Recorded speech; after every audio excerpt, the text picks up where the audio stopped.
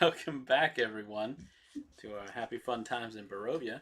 We've got with us, as usual, the one silent one, as the unflappable Undertaker, Ezra Pheras. We've got Miss Misery as the honorable fighter, Segrid. We've got Theambreus as the inquisitive bard, Kendrick. Dantiir, Cuthilioni. Got Squid Kittens as the oft-tested cleric of Kelemvor, Toren Forester. And Dragon sitting in for Bad Wolf as Suni's strong servant, Anna. Now, last time, through group effort, you saved Babik's Papa Tim from an accidental spearing, which happens. Other Papa Greg was not able to make it, but that's usually the case when you're missing a head. It's hard to recover. Turns out one of the tax collectors, Eugene, was actually going around eating people, and also was sheep. Really hot. Uh-huh. Yeah, it was really hot. Oh, like he was. I wish we'd known he was hot before we fought him. Like, if I'd known he was hot at the dinner, I mean. Dinner was interrupted, technically. I mean, maybe it was just, getting out of the bad lighting of the mood lighting, the candles, and into like the natural lighting of the moon. Really showed off the attractiveness. So, for those at home who didn't get to see it the last time through the link in the chat, it was basically think Thor Ragnarok post haircut. Mm-hmm. Yeah, and with breastplate that Dantiir had heated up with some magic that he just had to take off in this steaming expose, caught in thick strands of web by Ezra, and his hair blown back in a sachet by Sigrid's magic fan.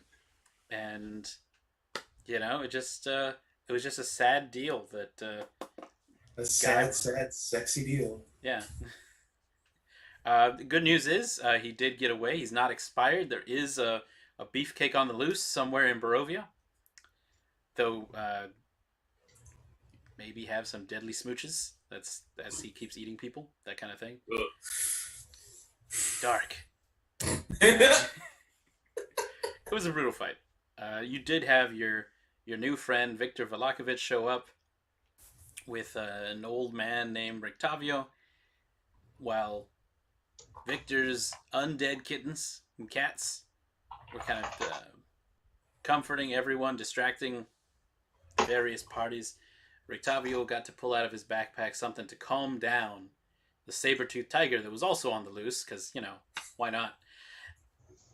Turned out to be a rotting head, and that the tiger was apparently trained to seek out, or at least trained to recognize, because it stopped attacking and started licking at the head. With Rictavio's only complaint being, I don't know why she came after you. She is only trained to hunt Vistani. That's where we left. So That's right. That was so racist, we decided. Mm-hmm.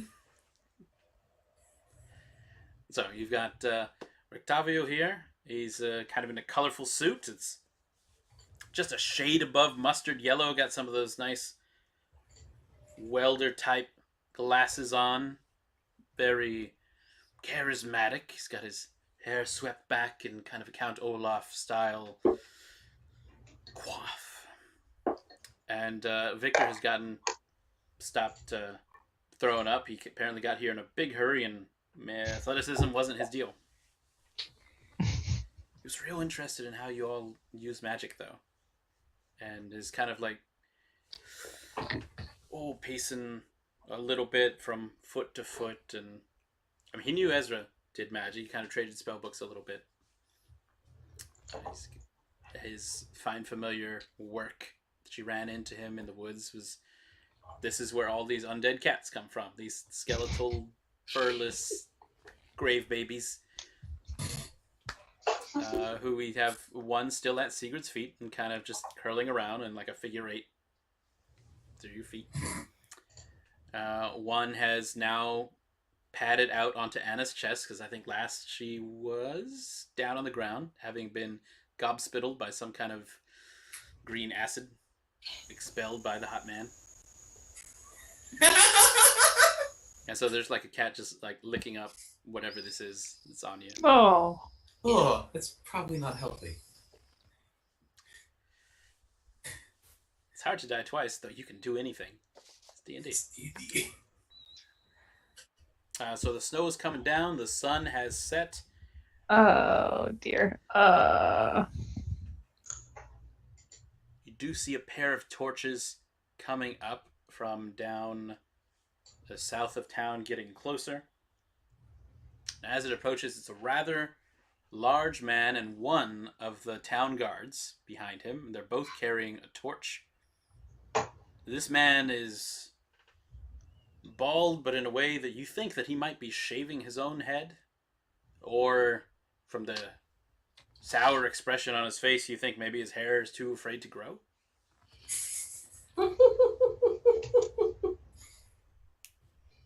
And as he's coming up, this expression is on. He's giving some orders to the guard who's with him. It's like, you find out, whoever it was, and let those in the stocks out tonight. There'll be hell to pay. And he looks back like, Victor, what are you doing outside the mansion? Your father asked for a lockdown for your safety. And he looks to the rest of you all. So you're the deputies, eh? Yes. Mm-hmm. I expect that we're not going to have any more dead body pickups tonight. Hopefully not. We can't really promise that. Yeah. You never know what could happen in the middle of the night. And he points up and away from you. And as he's pointing to the north, where Eugene had kind of bounded and leapt and bounded right over the 15-foot pike walls, though leaving a trail of blood and bile, the arm he's pointing with is a thing of twisted, muscly flesh with claw tips on each finger that are at least 1.5 inches in length and nearly that in width. Just, it's massive. When that thing came through here, he ate at least 6 villagers. Why'd you let him go? Let him. He was living here as your tax collector. The fault doesn't necessarily lie with us. We did our best. Where were you? Making sure he didn't eat any more than the 6. Bullshit, that's what we were doing. And I'm standing here like dripping blood down into the snow because I've got 4 fucking health points left. Did you have no suspicions that he might be more than he appears? Was it never suspected that this... I doubt that this was his first time eating things. The Barbus were really the only ones who were taking a big hit tonight, as they had been the ones collecting Lord Strahd's sheep for the taxes.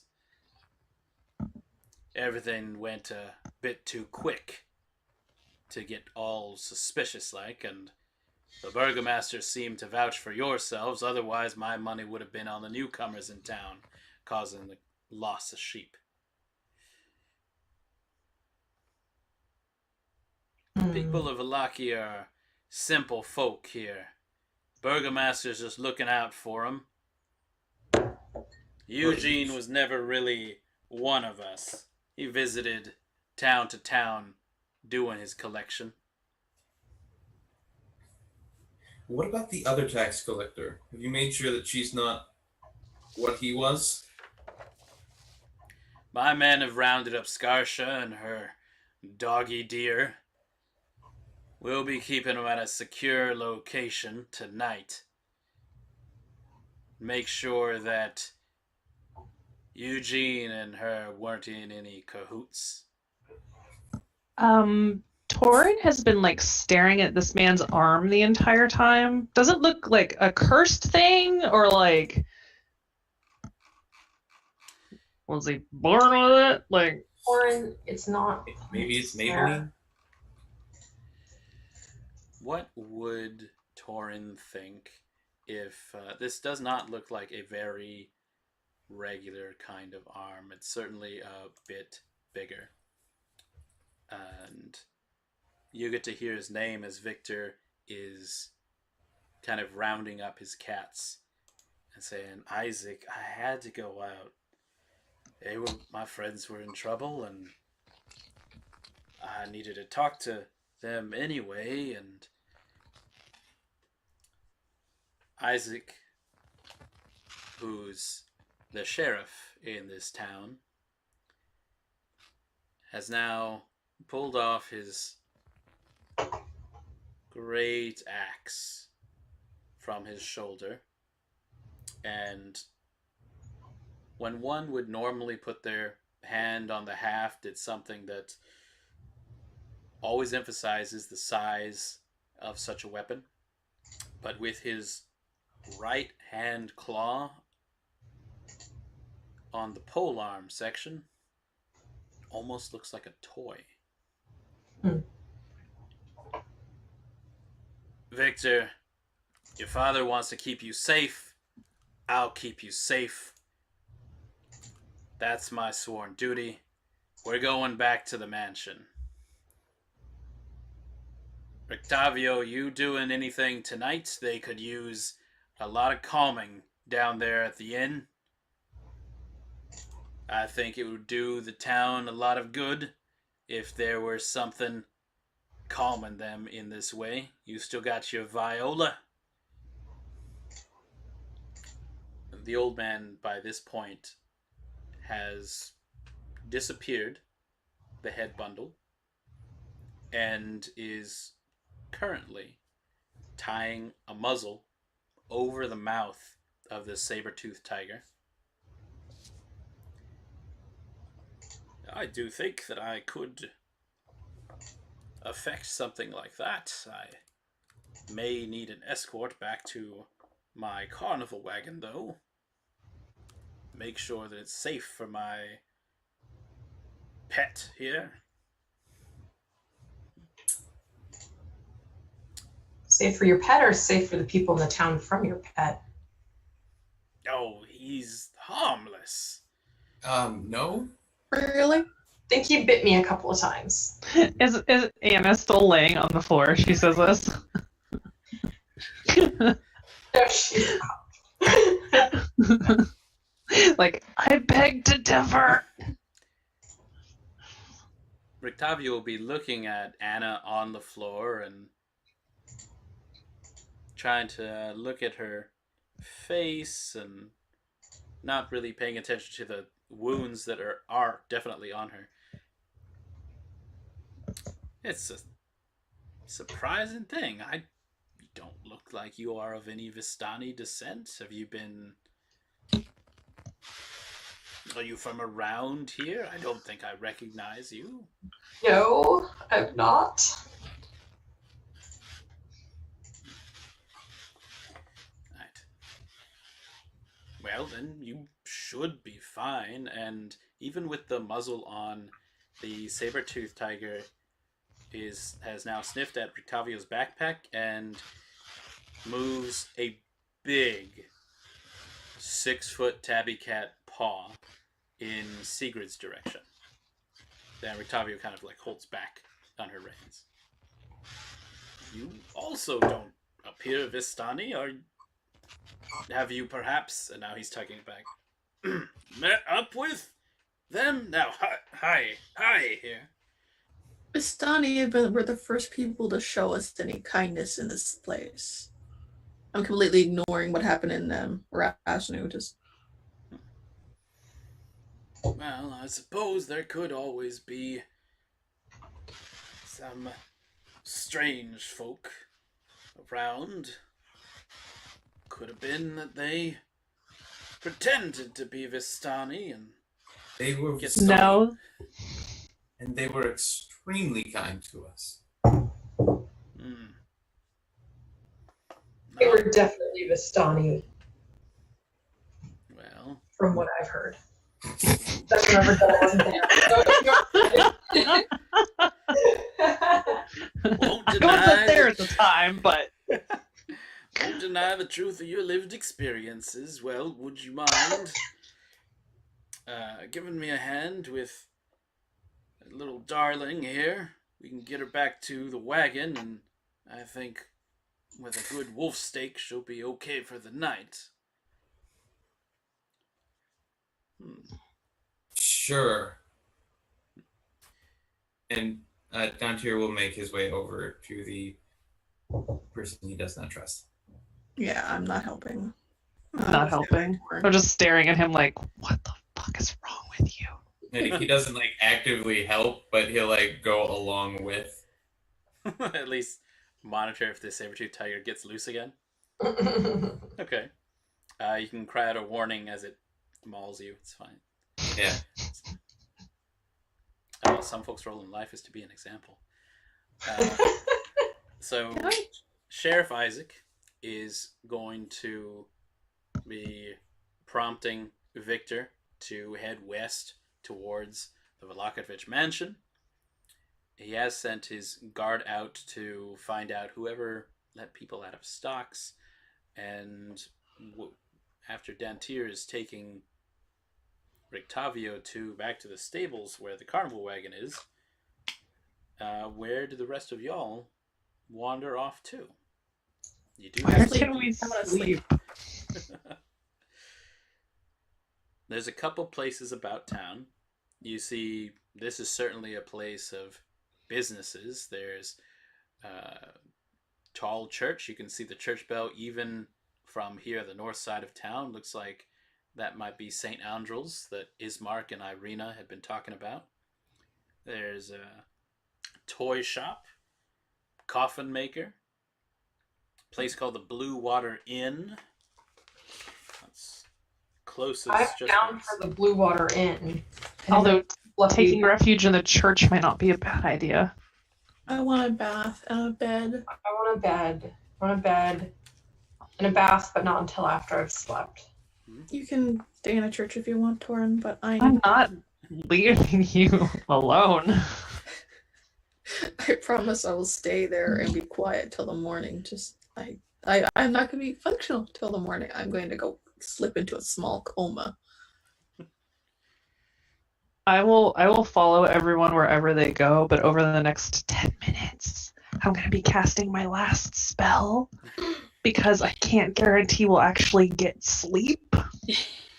So, over the next 10 minutes, for anyone who is within 30 feet of me, hold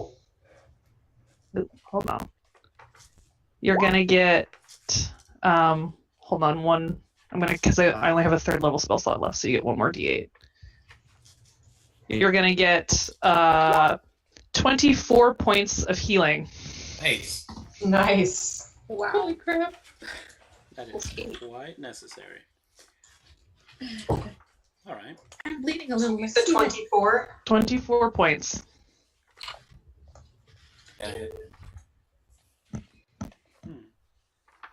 So, Dantiir, as you pass I'm by... watching him like a hawk. Nice.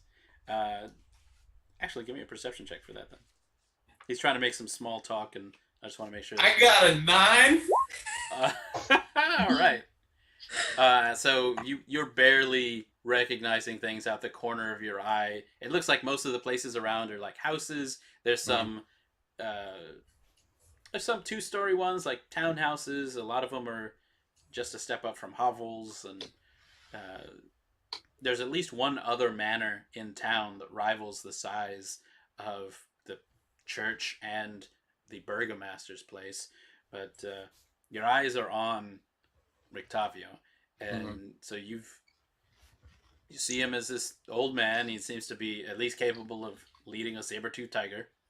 Uh, there is something that you notice that's very easily to do is that his ears are very similar ones to your own. They are not as pointy as an elf, and they are certainly not as rounded as a human. So you think that it's probably a half elf, and with his dressage, that's not looks like regular common clothes. Maybe he's sort of in a similar line of work. Maybe an actor. Maybe a. They did mention him doing some entertainment at the end. I will ask him, why do you hate the Vistani so much? Oh, right. When you met the Vistani before, son, had you do them any favors? I know of, really.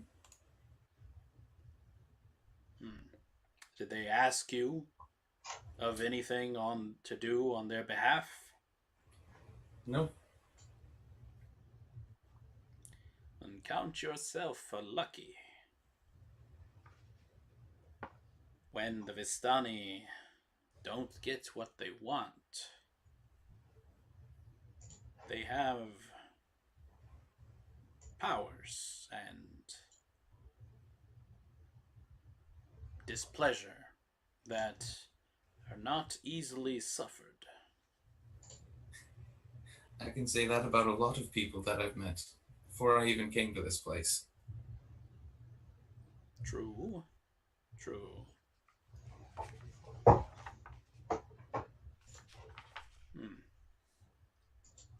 And as he's leading you past this town and to the east side, you can see the east gate coming up and the stables very close after. And you look like you have been around a while. You're not from here. Not from the valley, are you? No, I'm not. And your shade.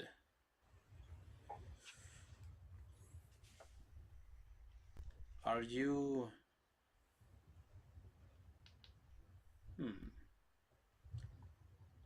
Are you of any relation to the Dusk Elves? Potentially?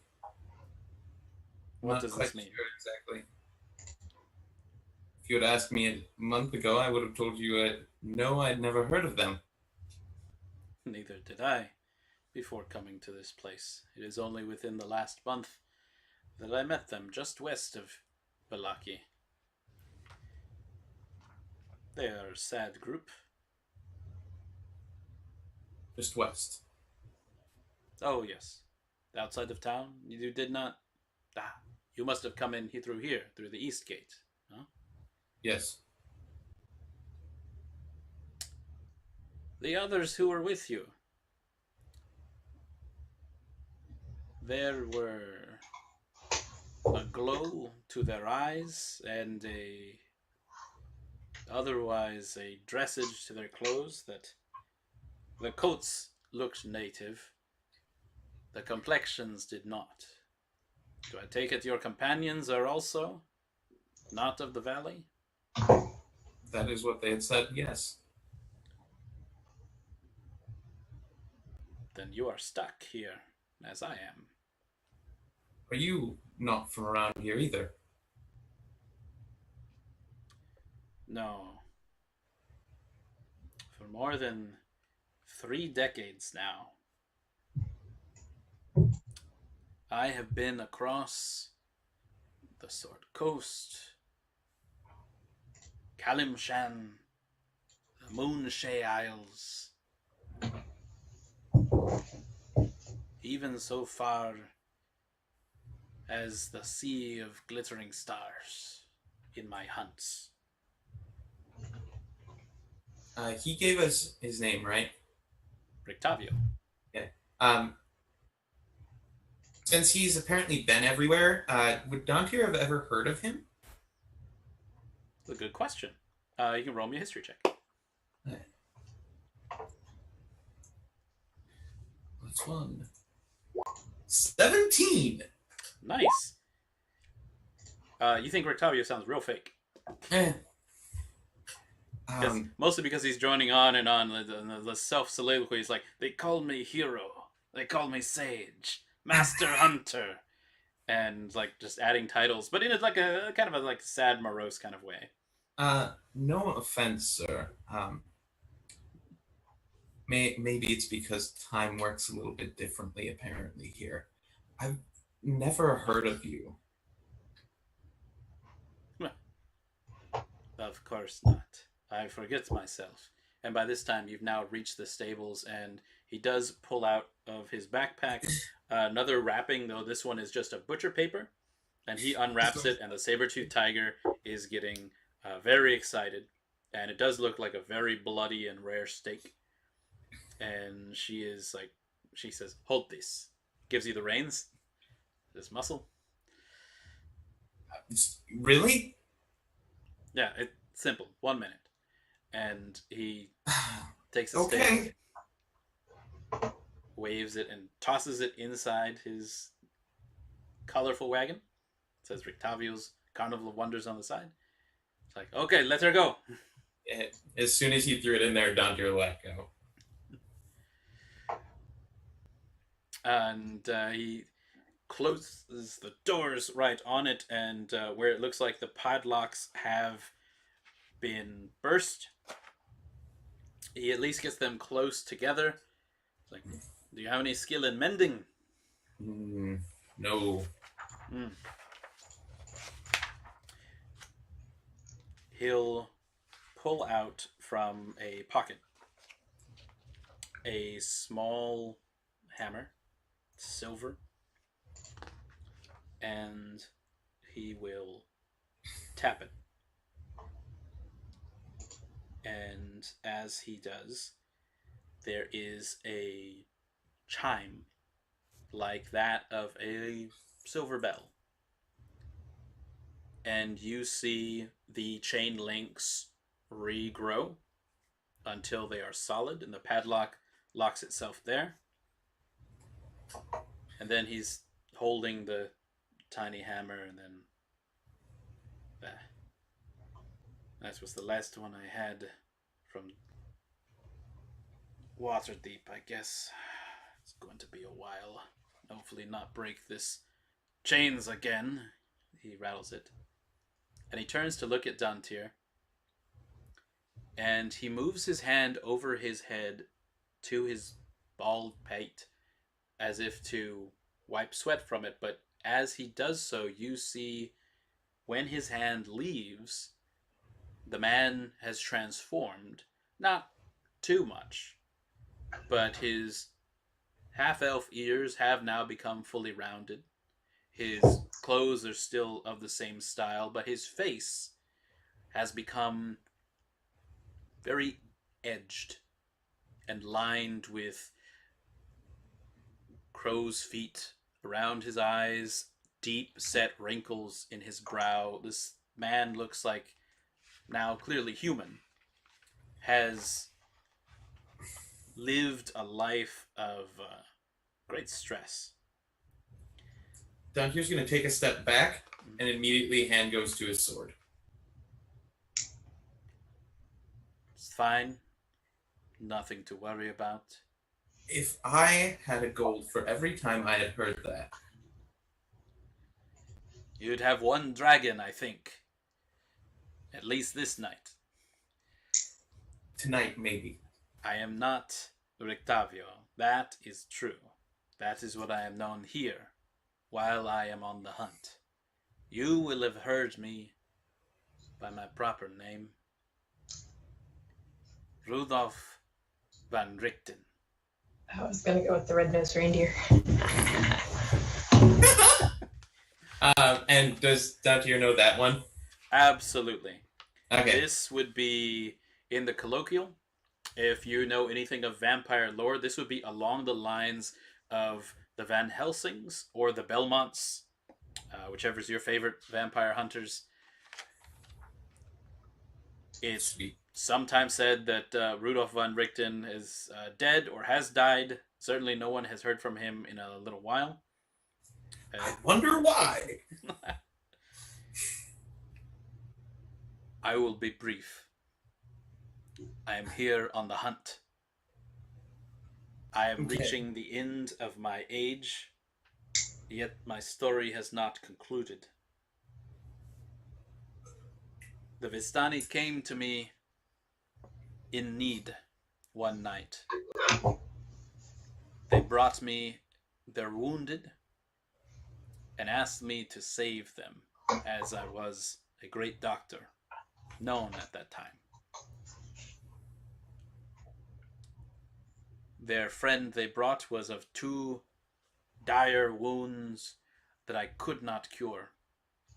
I begged them to leave in peace, to not strike me down or cause any of their dark magics upon myself or my son, that they could have anything of my home or my place, just to leave me in peace. It was not until an hour later, when I called for my son and found him not to be there, that I realized they had taken me literally at my word. They seem to be very big on contracts and agreements. The adventure tracking them down involved the undead, liches, and a ward that was provided me by the same. My anger upon finding them and discovering that they had sold my son Erasmus to a local vampire, the Baron Metis. I let all of that troop die from a raid of undead. With their last breath, the eldest of that caravan cursed me, saying that I would live always among monsters and see everyone I love die beneath their claws. And so even now, years later, I can hear her words with painful clarity.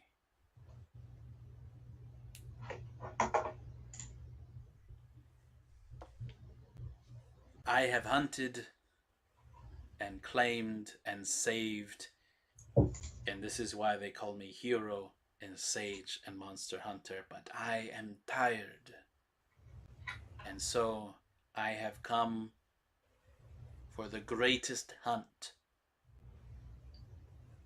I am here to claim the monster von Zarovich. Good luck. It is something that may be of benefit to you and your companions as well. It would be a benefit to everyone here. True.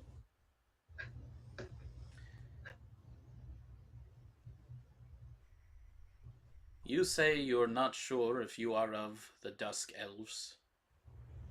I'm told I am. It may be their last salvation, and that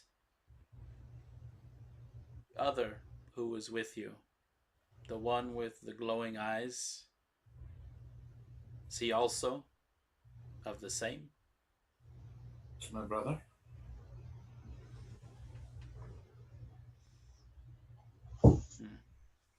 It is a sad tale, but you seem a lot younger than the last that I have seen. And now he is leading you back in a direction directly west of the stables. He hasn't told you where he's going yet. Dantiir's following him. How old are you, young lad? Not even 30. That means Adam can't remember exactly. I'm 26. He just yells from outside, I'm 26. It means it sounds a lot better than 26.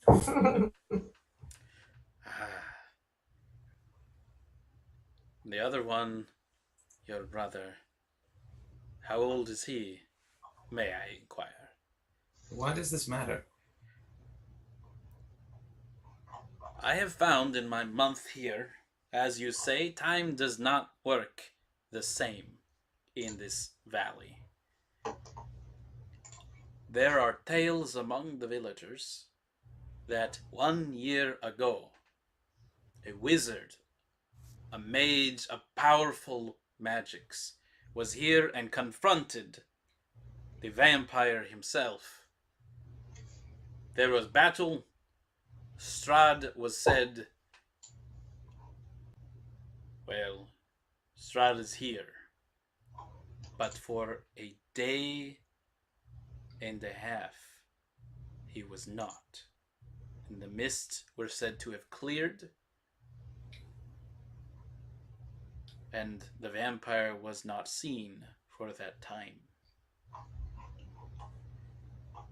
In the reconvening moments, he was said to have walked with a limp, and lightning abounded upon Castle Ravenloft, and the mad mage not heard from again. We're clear of who was the victor in that battle, but a clue, I think, to what could be the freedom of all the people in this valley. Never send a wizard to do a hunter's job. And by this time, you have both reached the 3-story Blue Water Inn. There's a signpost out front with a hanging and swinging sign in the dark night that has a waterfall just on the signpost. I must go see to my horse, Drusilla, in the stables, but I will be in. This would be a good place to rest if you would have words with me later. I have rooms here. Rest sounds good. And he does walk around the back to where the rest of you were. Victor is a few minutes back. So Victor was being walked away by Sheriff Isaac, and they're going kind of a beeline west. That was where the Velakovich mansion was. There is now another glowing torch that's coming in the night, kind of walking through torchlight. And you can see that it's Irina, and she's in her kind of plain dress, and her hair has kind of gotten out of the style disguise that you had put her in, just a little bit. It's gotten short, but certainly in a way that it looks like she's been sweating this night. And beside her is her brother Ismark, and as she's passing, you can see the torch that Sheriff Isaac is holding just like stops as he just kind of looks at her as she's passing by, and she's heading straight for you all. Did you see what did this? Then she's pointing at that green olive floor and the blood and the various remains that are here. Anna, you're hurt. Can I insight the heck out of the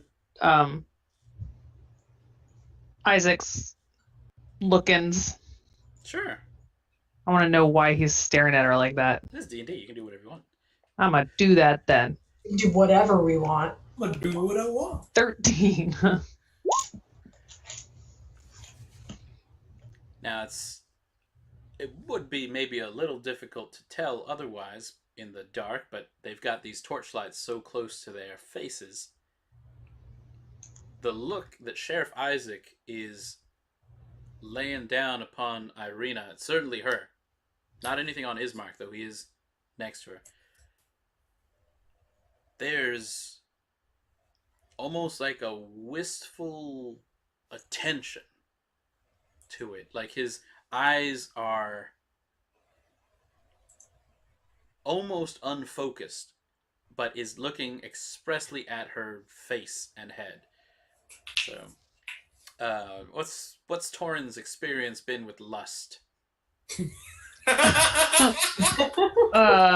He's seen when the tail end of result when lust leads to death.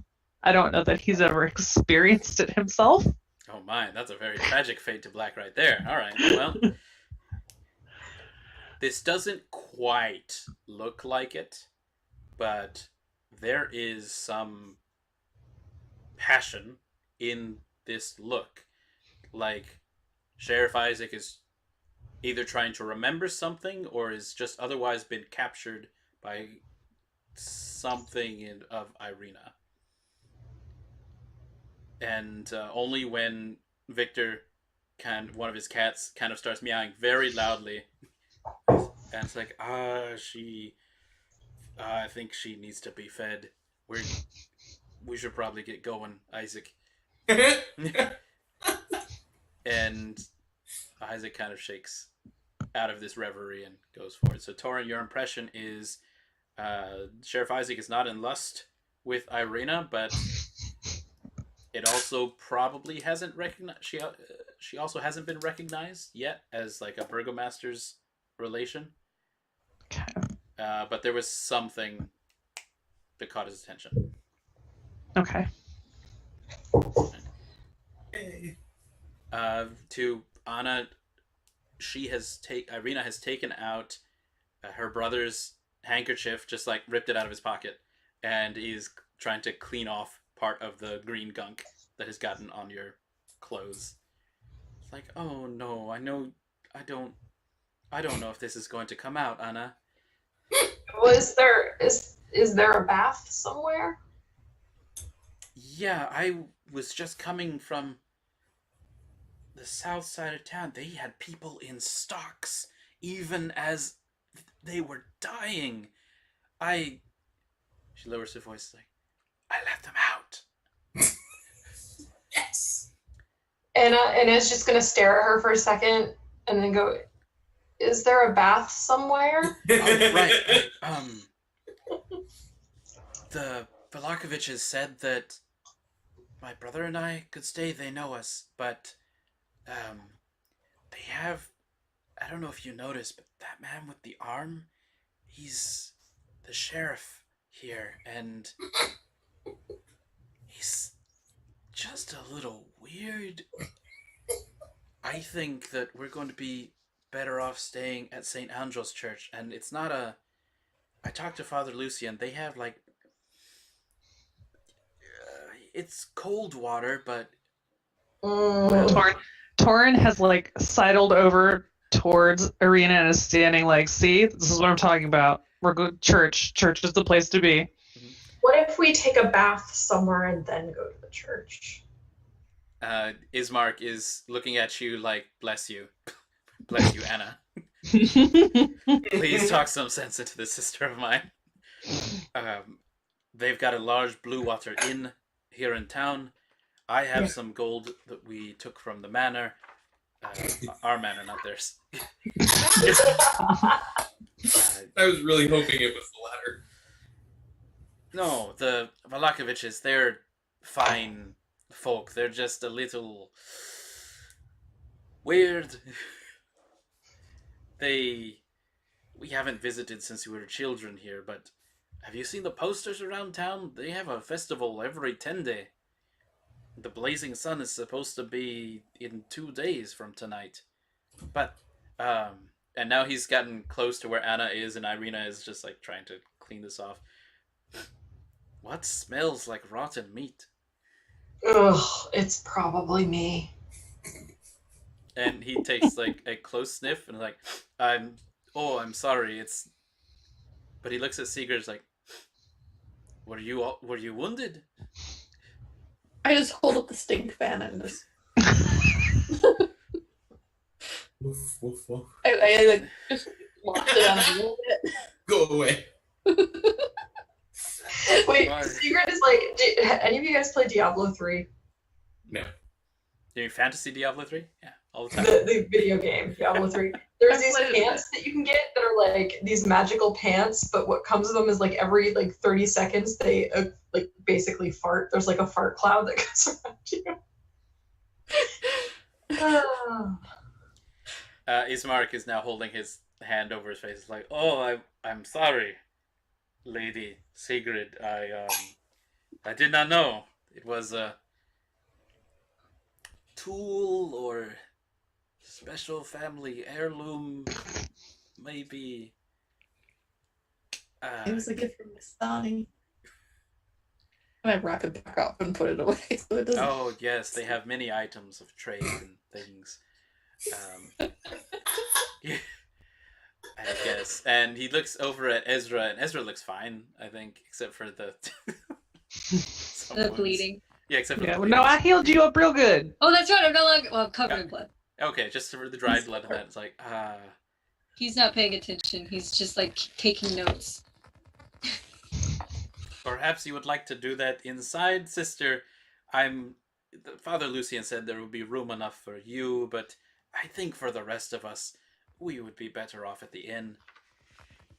I agree.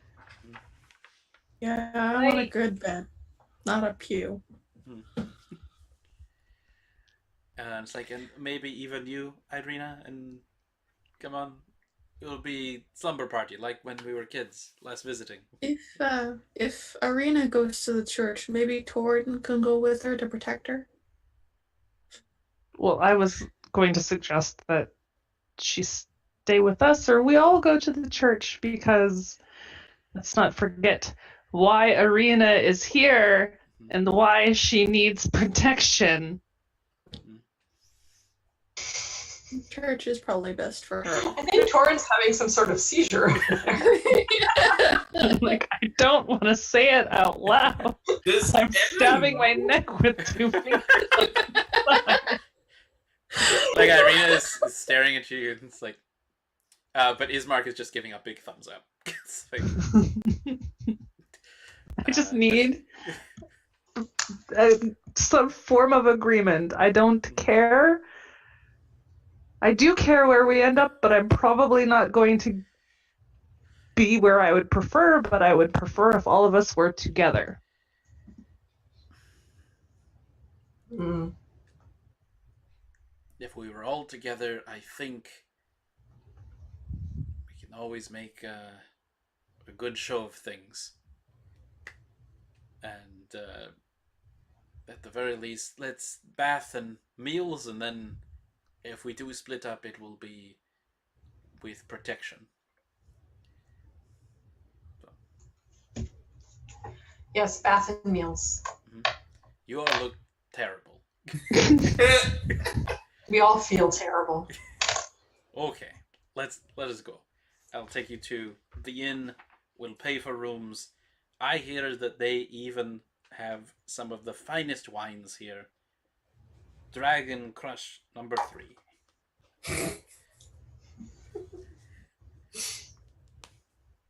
And so he's going to lead you over to the Blue Water Inn, and that's where you see Dantiir standing there by himself, with Rictavio having just walked off, or Van Richten, however you want to refer to it. And Ismark's glad to see him. It's like, you also look like not very good, Dantiir. Prestidigitation. Oh, magic! I see. Wizard types. Would you mind taking first watch while the others maybe freshen Yes, of course. And As they head in, Dantiir is going to pull out his violin. Okay.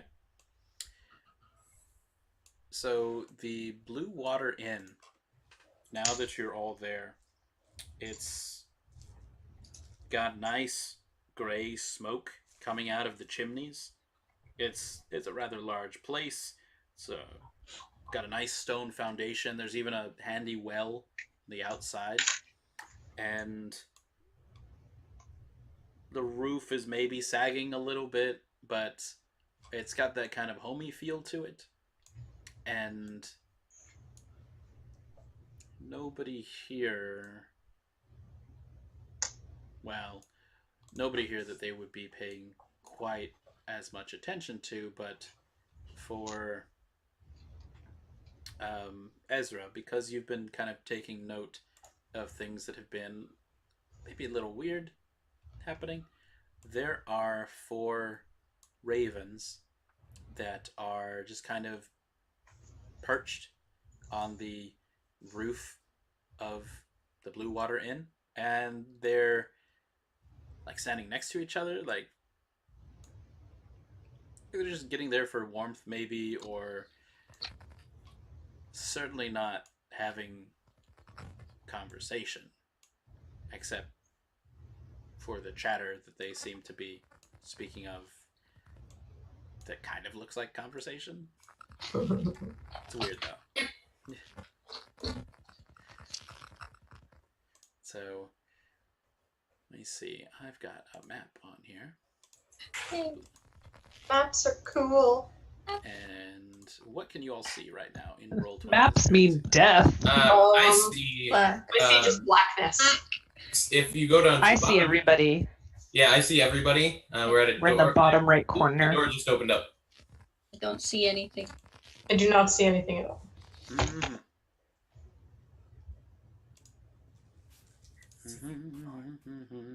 I'm by the well. Well, Oh, that's true. well. No, there's only one well. And now I need to make a map with 3 wells so I can make that joke. That sounds like a good holiday session. Well. 3 wells now. Then that means I do like the Roll20 attribute of having all the maps and everything and dynamic lighting. It's just sometimes is too much for certain internet connections and whatnot. And so I am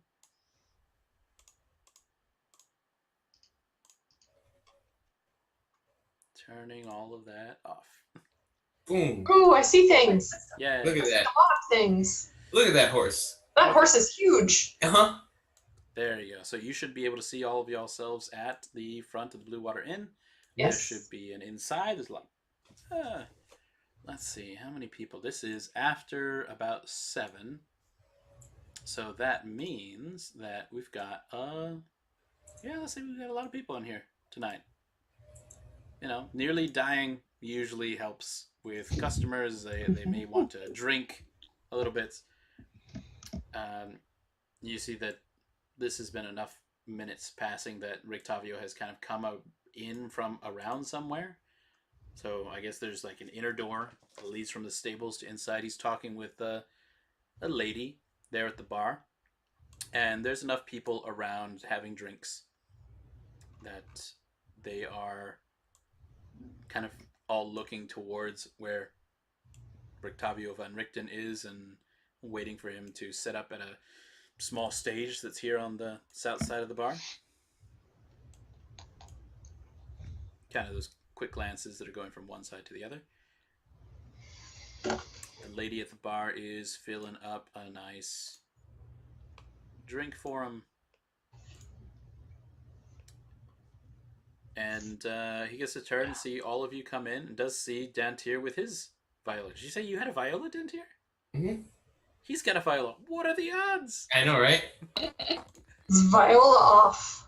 It's gonna be a fiddle battle. Uh-huh. Oh, I just really wanted to go to bed. Well, I'm going to take a bath and then I'm going to bed, and they can fiddle with their things all night. Mhm. Fiddle as much as we want to. So Irina and Ismark do definitely. Irina will kind of follow you up, and Ismark's gonna take care of rooms and paying for them there at the front. Also, this is like a twin convention tonight. Oh yeah, one Barovian looks like the other. Though there are literally two twin brothers sitting at this table. Dantiir will mention to them that Rictavio had mentioned paying for rooms or having rooms, and that he might be able to help us with our quest here. To get rooms? To kill Strahd. Oh, well, just say it out loud for I everyone. mean, if you're going to ask for everyone, yes.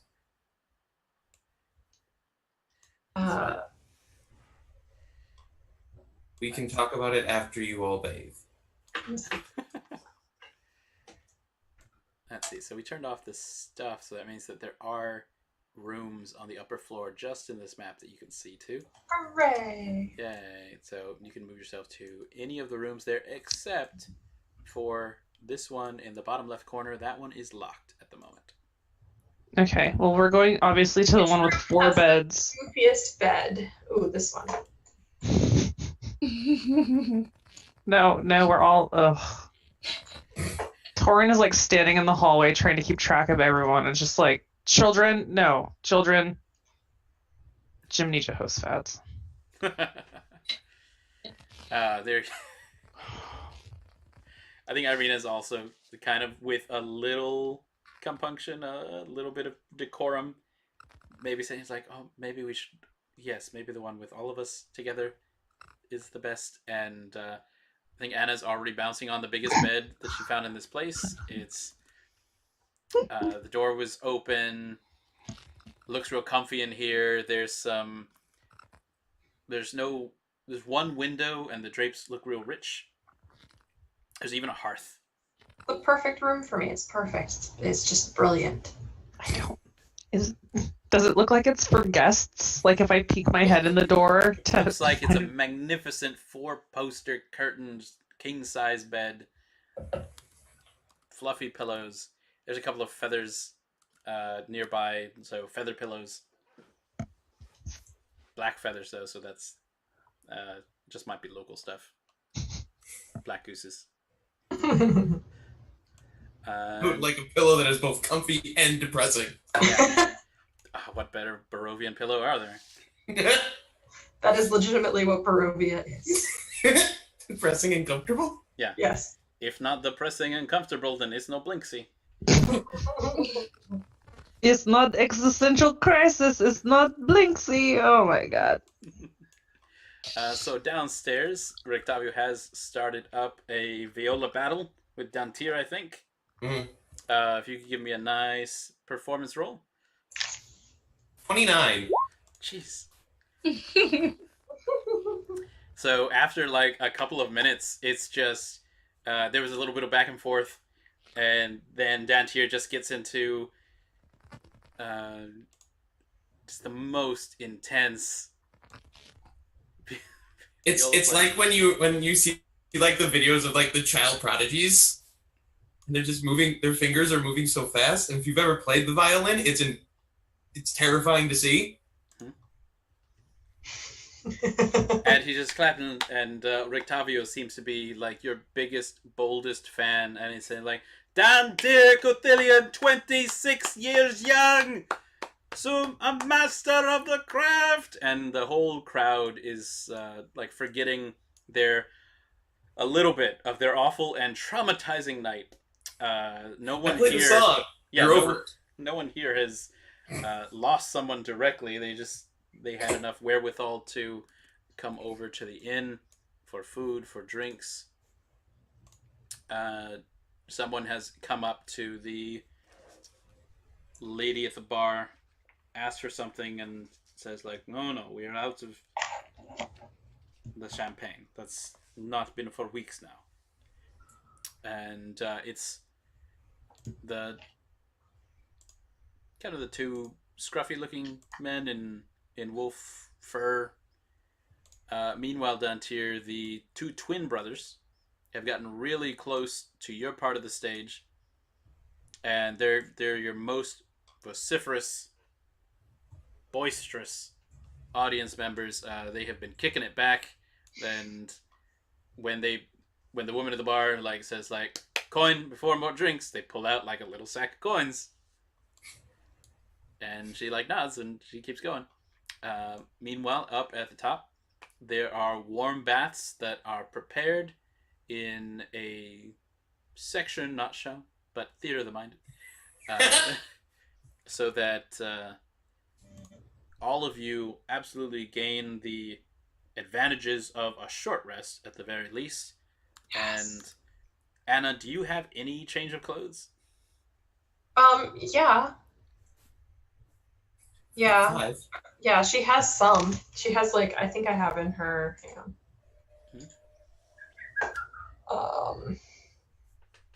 Yeah, she actually has a set of fine clothes.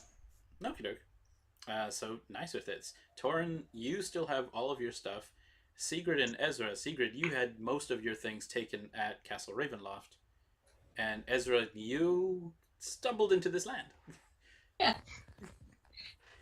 Oh, that reminds me. Mhm.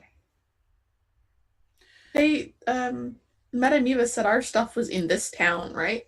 Yes. Okay, I gotta remember that. So you all are able to take baths, but there's not really much for you here other than to put on your same clothes. Toren does have one extra set of. It's basically like a plain shirt and a plain pair of trousers for whoever. 'Cause if he wanted to, he could get away with just wearing his vestments. So Ooh la Toren looks la. like Toren gets out of the bath looking like an altar boy. Anna gets out of the bath in a very nice clothing. And then I shove one shirt and one pair of pants at both Ezra and Segrid. Like, this is all I have. Will the pants be too short for me? I am You're Sure. 5'9". I'm 5'4". It's all Same. legs. We're the same height. Oh, good, you can wear the pants. Secret's gonna have a gap between the bottom of the pants and her boots. Just roll it up, it'll be like capris. Yeah. Okay, that's what she'll roll everything up. She invented short pants in this battle. This is amazing. If it wasn't snowing outside, it'd be a much better situation. But it is warm completely through this inn. It seems the nicest place you've been in since your, the hunter's cabin, what the Viduvas left behind there in a little village of up in the mountains. Anna, I do want to hear these fancy clothes. Mhm. How fancy we talking? What's Anna decked out in now? Well, they're not fancy, they're fine. So they would still be like well, I don't know if I told you what she was wearing before. Before she was wearing leggings and boots and a bulky sweater, and her chainmail's underneath her sweater. So it's sort of like that. It's just of a higher quality. So think like she probably bought these at like Abercrombie and Fitch or something. Mm-hmm. Like fancy. She's gotten like- out of her Christmas sweater and is now into her NF sweater. Yeah. It's fancy. And like very soft, very brushed leggings and like really nice boots. All right, it's a stark difference. Yeah. So that you all, if you care to either leave any of your belongings in here, the rooms do have keys that allow you to lock them.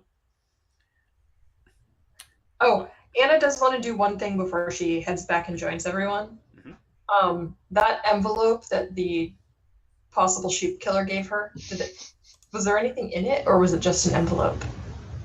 Ah, I thought you'd never ask. Well, That we have the envelope. That's true. So that envelope. It is addressed on the outside. Mhm. It says Costel Barbu. And opening it, if you care to do so, Yes. there is like a handwritten letter on the inside, and it is written with, you think maybe a feminine hand. It's characteristic of such when you were there at the Temple of Suni that this looks like someone put some care into this. And it reads, Dear Costel, tax time is a hard time for all of us, and the Blue Water Inn helps soothe spirits, but our supply of wine is nearly gone, and the next shipment is long overdue. My husband Erwin is a kind but proud man. His father is the same way, and neither is speaking to the other. Please, could you visit, on your next trip out, the Wizard of Wines, and find when the wine will be delivered? Or what's happened that stopped the deliveries? The vineyard and winery are only a few miles west. Just follow the Old Svalich road and the signs. You can bring Luca over to the inn, and my boys and I can watch over him while you're out, like old times. Your neighbor, Danica Dorakova. Okay. Do I recognize any of those names? You do recognize Costel and Luca, because Mhm. Luca's one of your newest friends that you've met here. He was the kind of simple lad. Oh, he's the one that gave me the letter. Yes, he was. Okay. And Costel is his father. And that's Okay. what you remember from having all of the ruckus happen the previous day. Okay. You know that Costel Barbu is dead. Right. Because they did find his body. Okay. Or at least they found a lot of bloody stuff in his house. And body parts that it could be his body. He's fine. He's- okay. All right. I will lock my stuff in the room and head downstairs. Before you leave, because you pick that room, I Mhm. want you to roll a perception check. Oh boy. You got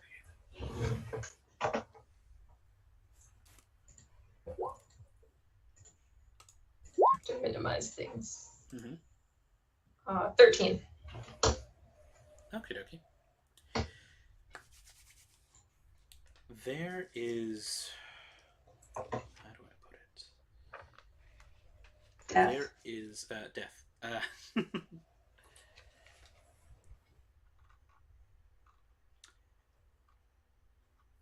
There is a big tapestry along the walls that it looks like it must have been commissioned. These are the kind of things that people sit still for, and they don't move for a very long time, and somebody eventually takes all of their pictures and sets it here in solid red. And at the stage of where it has a family crest, there is one of a raven and very cursive writing that says the Martikov family. And it kind of shows a very bushy bearded man sitting in a rich seat, two young sons, and a woman who looks remarkably like the woman downstairs at the bar.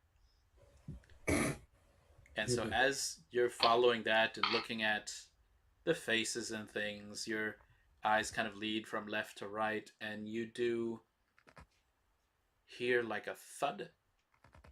Very slight, but definitely of somebody walking upstairs, or maybe jumping slightly. just once, and it might have just been noise or rats. It happens places. Except that when you heard that, there was just the slightest bit of dust that had fallen from near this tapestry. And the way that the dust fell was almost like in a straight shower and a corner. So that you think that... Yeah, above you. So you think that there is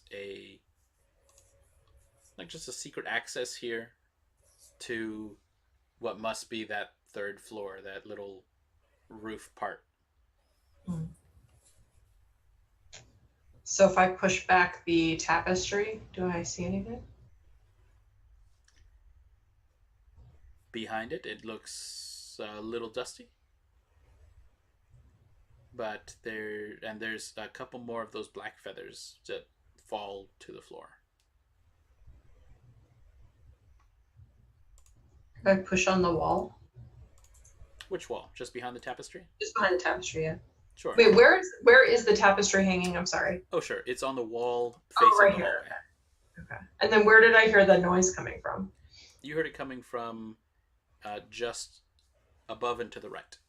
Oh, okay. So I guess I'll perception this corner. Investigate. That's a new roll. Yeah, let's try that. 18. Whoa. Okay. When you investigate very thoroughly this section, you are now 100% certain that there is a panel here that the way that it's made, the way that there's a little bit of a gap space, is that it looks like it can be pushed up, like give slightly, but just a millimeter when you were pressing on it, tippy toe, get to the top with a chair. So yeah, you think this is something that will lead to a rooftop area, or if not rooftop, then an attic. It's hidden though, so that's kind of weird. Usually people don't hide things for their attic, and they have like a pull down for it, makes it easier access. This is really inconvenient. But I'm not like tall, like I'm not, I have to stand on a chair. Yeah, you're less than 6 feet, right? Yeah. Yeah, this is a room with a 4-poster bed in it, so this is about 10 feet up. All right. I'm going to go find Segrid. Dun, dun, dun. Where is Segrid? How is she now that she's had rest? Segrid, after she got a bath, would probably have gone downstairs looking for some food. Mm-hmm. Let's see. Downstairs, Ismark has made sure that the lady there at the bar has noticed that all of you are to receive evening meals. It looks like you've got a nice onion soup. It's actually very heartening and very warm. Said it was made with the last onions that they brought in. Certainly there weren't enough to pay taxes with any of that field, and there was one field that just got the frost real bad. They couldn't even bring that in.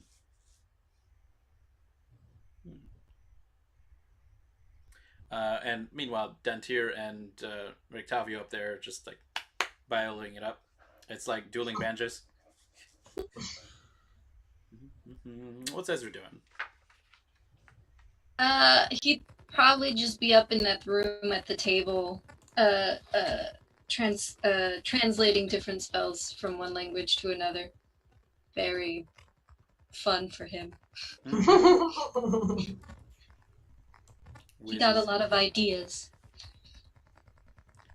That's good prep. Okay. Then, Anna, you find Segrid downstairs, and has some warm food to eat. There's bread. There's a little bit of wine.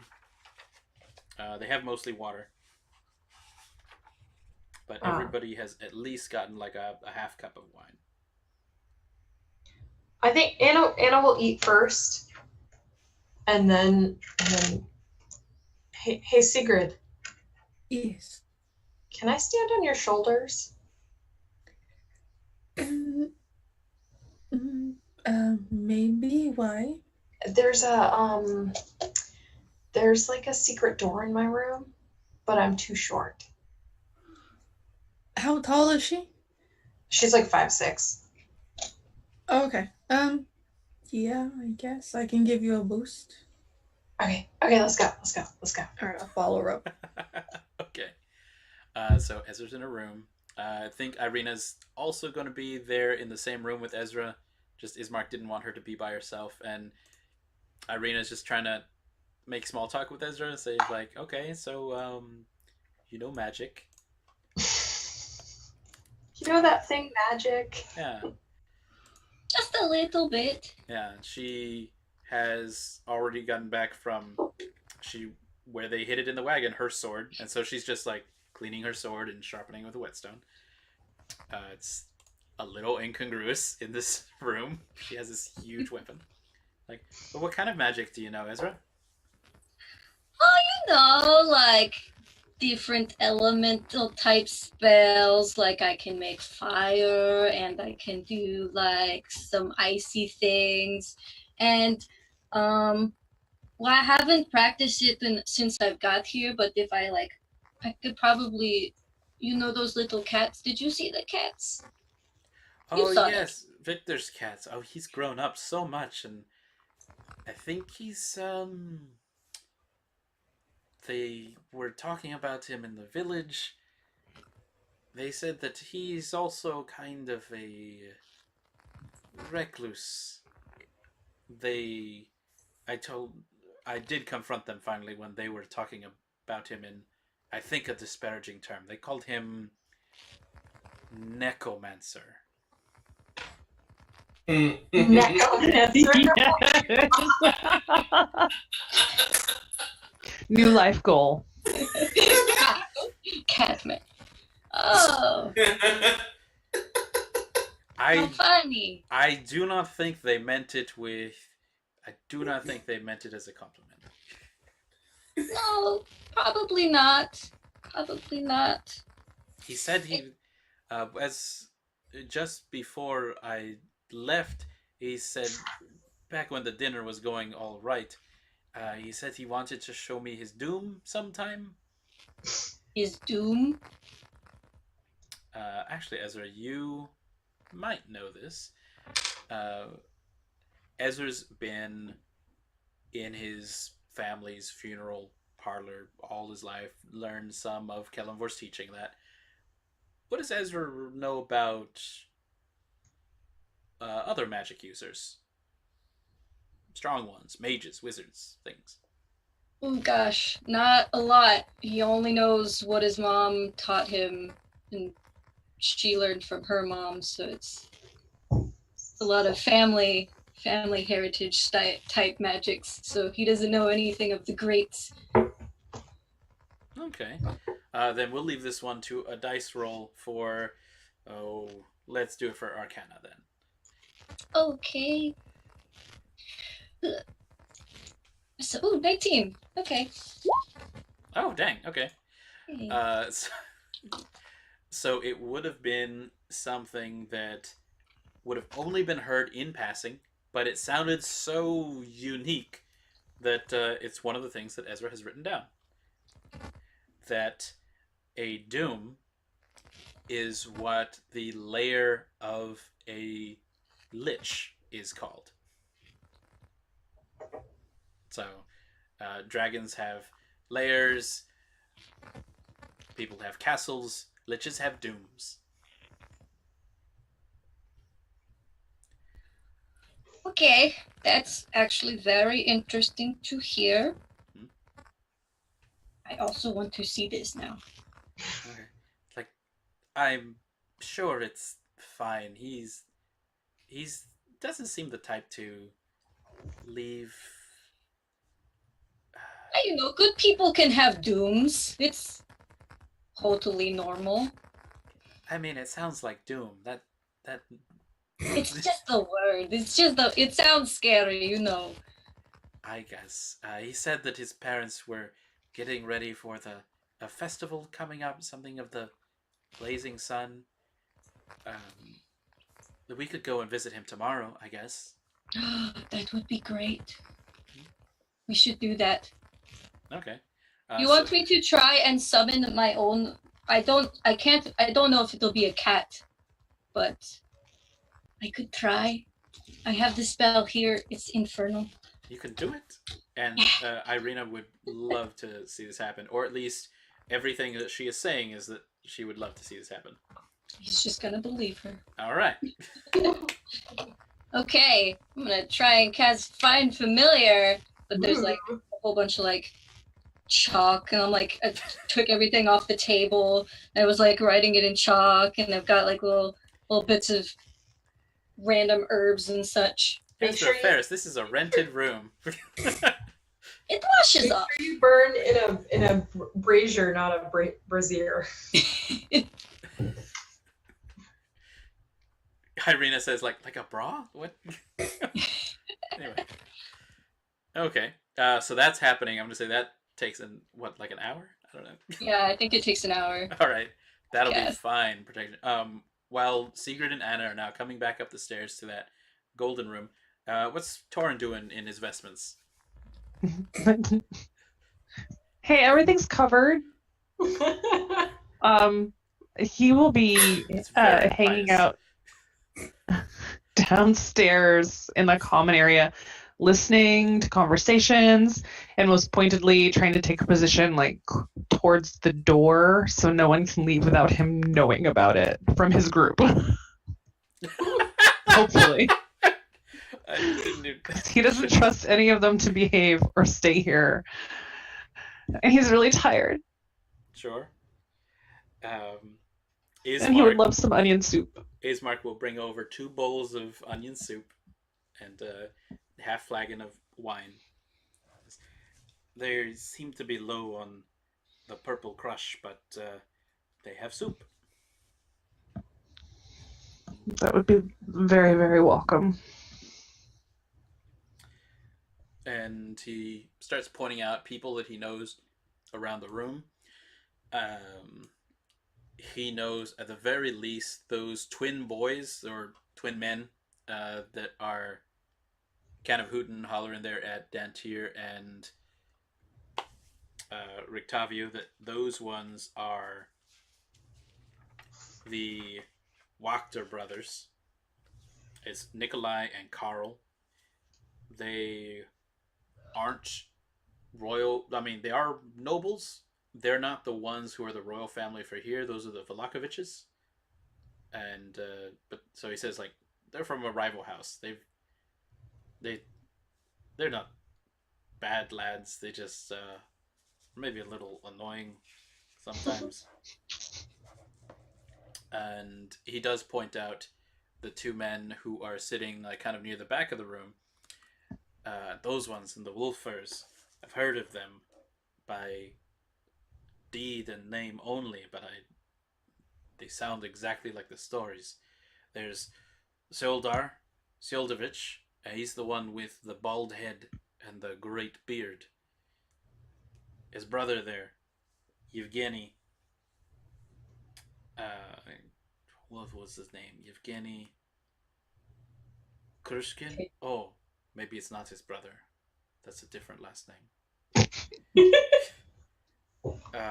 They are wolf hunters of some renown. These heads, and now that he points it out, Toren, you see that all around this first floor and the underside of the balcony stairs, there are mounted like wolf heads. There are at least 50. These and the ones that are piked outside the town. I heard from the others here as we were visiting, it was mostly of these hunters that took them down. They are sometimes can be hired out as guides and the like. If things don't work out here, then maybe we could ask them for help. I have some coin left.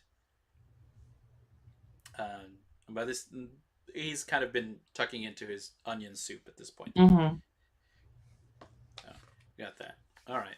And Dantiir, give me one more performance check or deception. Like, what are you doing at this time of night? The dueling banjos, dueling violas has happened. What would Dantiir put on for a encore performance? He'd Or, probably play something a little bit like softer and quieter. Like it wouldn't be anything fancy. It'd be something like probably from his childhood. That's something soothing and calming, especially with what went on. He'd be trying to like put everybody in like a calm place. nice. Okay. So Uh, that's only a 19 for oh, performance. performance. I only Uh, rolled a sure. Rictavio kind of takes your lead. He seems to have at least a good ear, and he's certainly not as skilled as Dantier is, but he's able to do like a background duet to it. And Torin, this is a song that you recognize was something that your and Dantier's dad would kind of sing as you were wandering on the roads. And you know that Dantier really likes music and the songs, but you Torin has heard this song longer than he has. So, who's to whom it belongs to? It's like a family song, a traveling song. All right, upstairs, where Yes. Segrid and Anna have kind of gone up. No one else has come up at this time, so most See, people what here. Toren doesn't know is that we don't need to leave to get into trouble. We don't need to leave out the front door. We can stay in our rooms and get in trouble. So upstairs, there is the Anna can point out directly where the secret spot is supposed to be.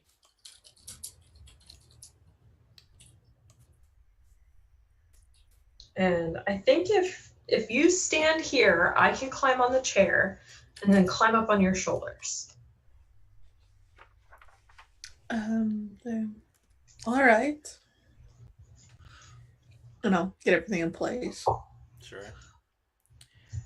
With that little bit of crawling up the wall to make sure that you don't fall over, and the chair in place, it's going to be no problems. Easily clear the rest of the height of it, and you're able to push up the ceiling panel here, and it goes up almost noiselessly. It is well oiled in the way that it goes up, and Anna, you see two young boys. Oh hell. Just like standing there? It looks like they were sitting, and now that you have kind of opened the door here, they are now looking at you, and they immediately turn into birds. What? Yeah. They turn into birds? Oh yeah, they turn into these little birds. Into Very little small. tiny birds. They're little black birds, and they start going. They just like flop around. You can like follow them with your head, and they just bounce from one little hop, hop, hop. They are now giving these little tweets, kind of trying to do bigger cause about it, and that's when you hear the bigger steps of a very large man who comes over to where you are, and he grabs the front of your fine clothes. Please don't stretch it. Oh shit, I just looked at the map. And he hauls you up. You were in their bedroom. It was open. It was open. So Anna's up there. And he hauls you up, and he lets you go in a very prone position. He's not very kind about it. Then he looks down and sees Segrid. But Tigger's gone. As soon as she started to be lifted up, she bolted. Lame. Sigrid's got no loyalty to Anna yet. She hasn't saved her ass yet. She's like, nope. Nice. Segrid, give me a quick stealth check right now. See if that bolt made bits of noise. Sigurd's like, monster in the ceiling. Peace out. Oh. Oh no.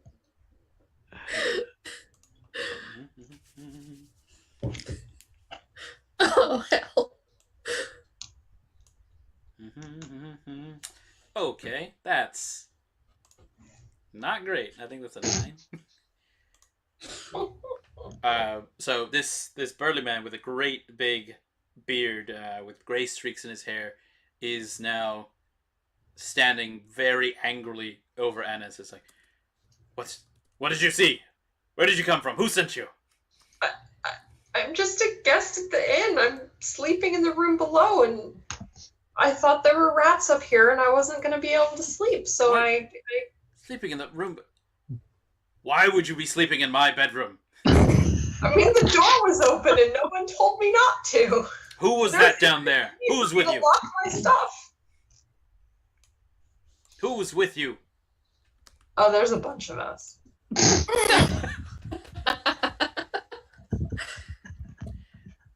Did you just hear all that commotion in town, like maybe about an hour ago? Were you behind the murderers? No, we were trying to catch the murderers. Who are you? I'm Anna. And he will grab firm hold of your fine clothes, and while he's looking at you, he will purse his lips and whistle kind of a complex trill. And Anna, you hear the sounds of wings, and two small birds, the ones who have gone behind out of your sight, you see them fly over your head and out a window that is behind this man. We're going to have a nice long talk, you and I, till I am satisfied with exactly what you are doing here. Okay. But can we do it not on the roof? Technically, you're in an attic. It's still Oh, warm okay. up here. There's some bales of like straw. They look vaguely like nests, but large. And so downstairs, there is where Dantiir and Toren, Ismark and Rictavio are. Through one of the windows behind the stage, Dantiir, there are two very small birds that start knocking at the window. And is a little disruptive. Dantiir would actually... I'm gonna head over to them? I was like a foot behind you. It's just right there. No, do these look like normal birds? Yeah, sure. Little baby birds. Is anyone else reacting to this? I mean, Rictavio has like also... imagine that moment when like somebody on a violin goes... That's... and just like the noise has like died down. The audience was already kind of calming from when Dantiir had been playing his slower song. At this point, the music has just stopped, and there's like some tapping. Can I insight check the birds? Yeah, sure. I think you're lying with your taps. Well, it's more like, are these like purposely like trying to get into the thing, or are these just like birds flapping against the window? Are these messenger birds? Are these messenger birds? Yeah. Roll me that. That's a 19. Nice. These are no ordinary birds. No, these look highly intelligent. They. What do my half-elf eyes see? Rictavio will actually give you like a tap on the shoulder and say, "I think you should better let them in." I'll open the window for him. The birds fly in, and they immediately fly over the bar and on top of where there are some barrels of Dragon Crush #3. The bar tending woman Bindi, stop it. has looked up and is looking over at where the birds are and shouts out to everybody, "Last call! Claim your tabs! Then everybody make it out to your homes. Bar is closed." I can't do that. And we'll leave it there for a second. And so if you all don't mind, I think this would be good for a break. I say we got a nice 7-minute break, and we'll see you back in a little bit. Okay. And When? then I will die. Potentially.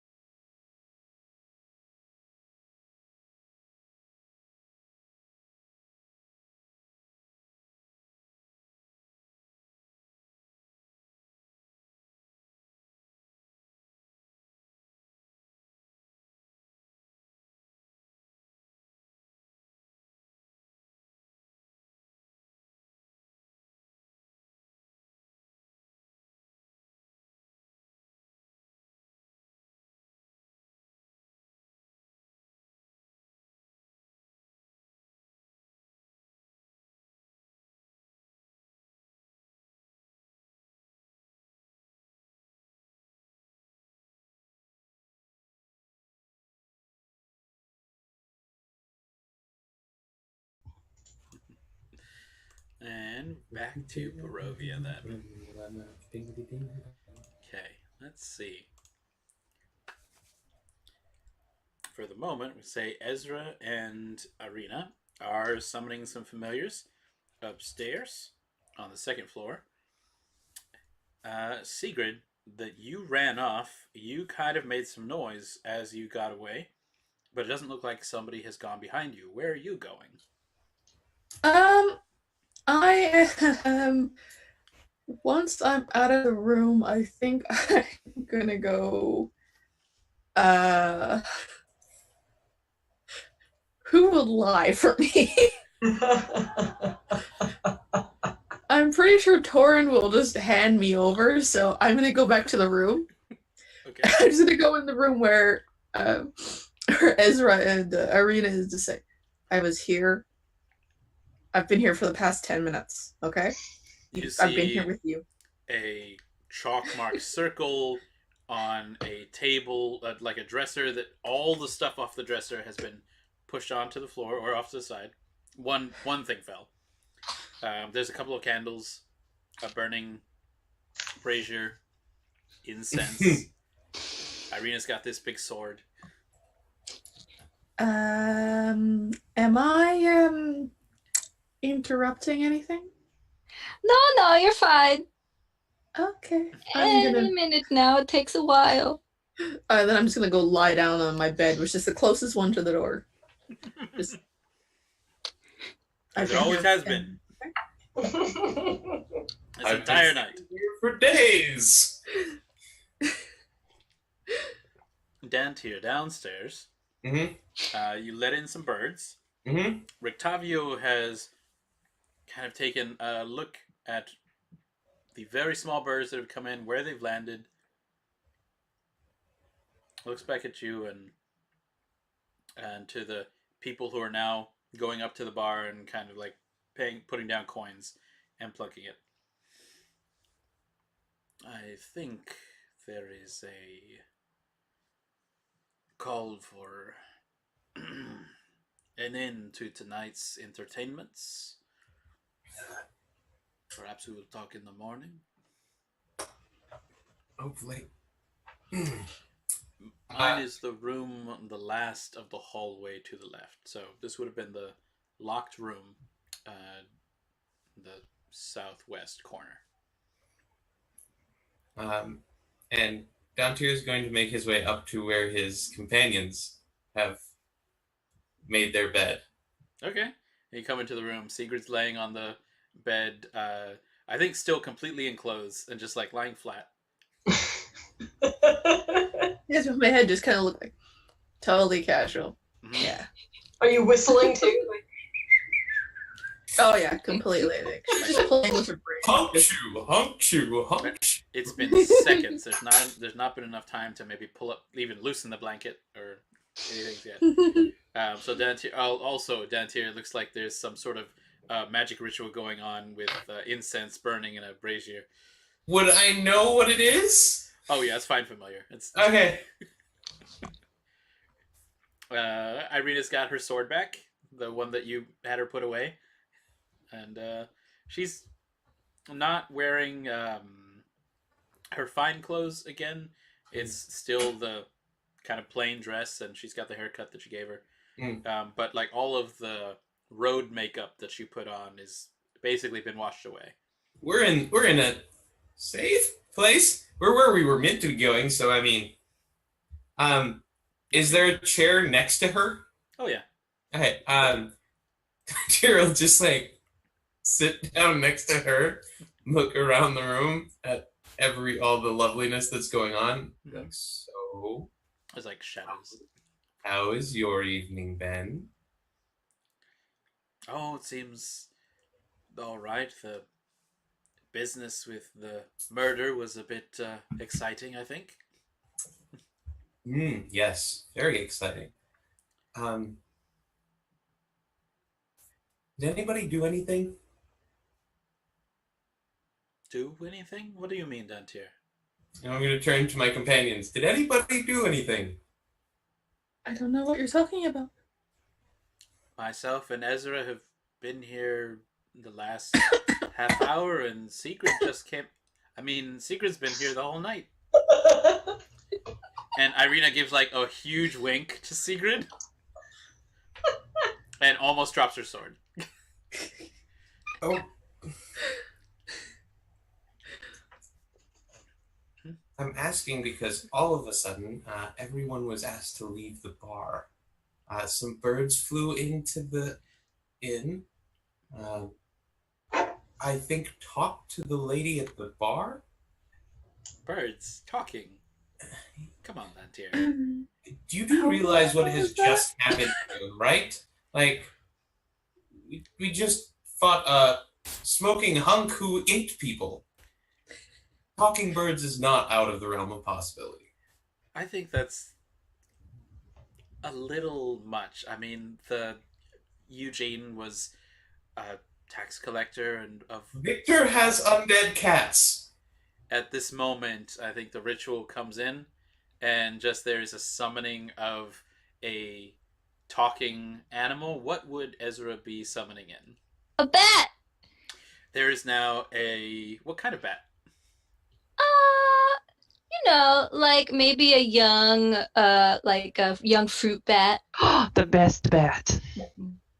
A series of bats.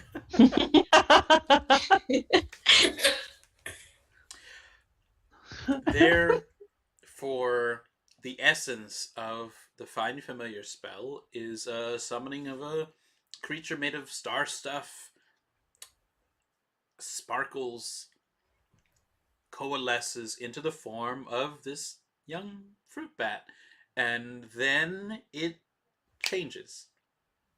And there is a smell of damp and just the palest of gray mists, and they kind of go from around the bat, and as they leave, the young fruit bat is still young and fruit bat, but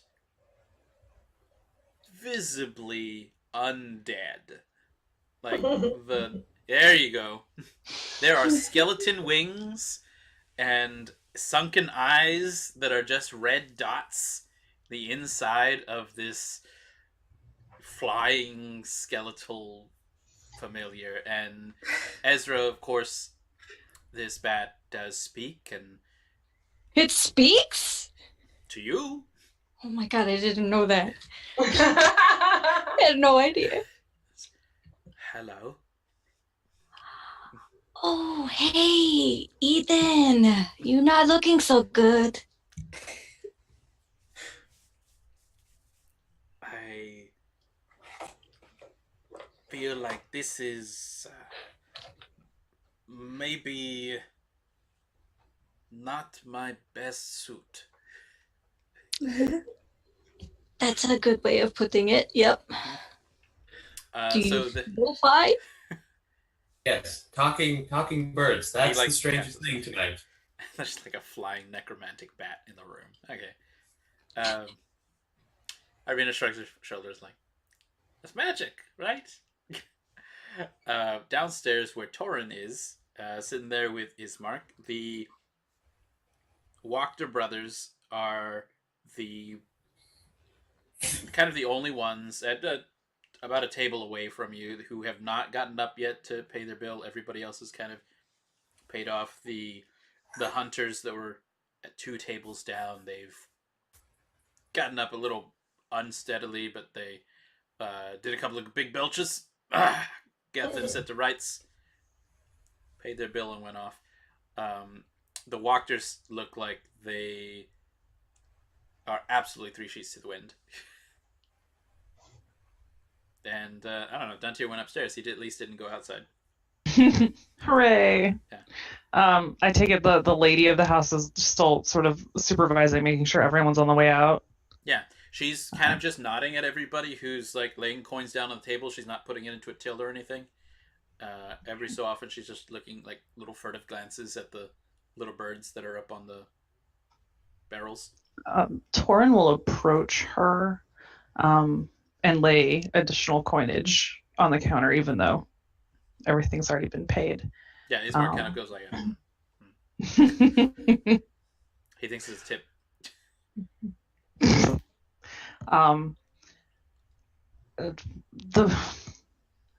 The room for my companions and myself is rather full. I was wondering if it would be all right if I took my rest down here this evening. I could watch the door for you. They could get better sleep. I would get better sleep.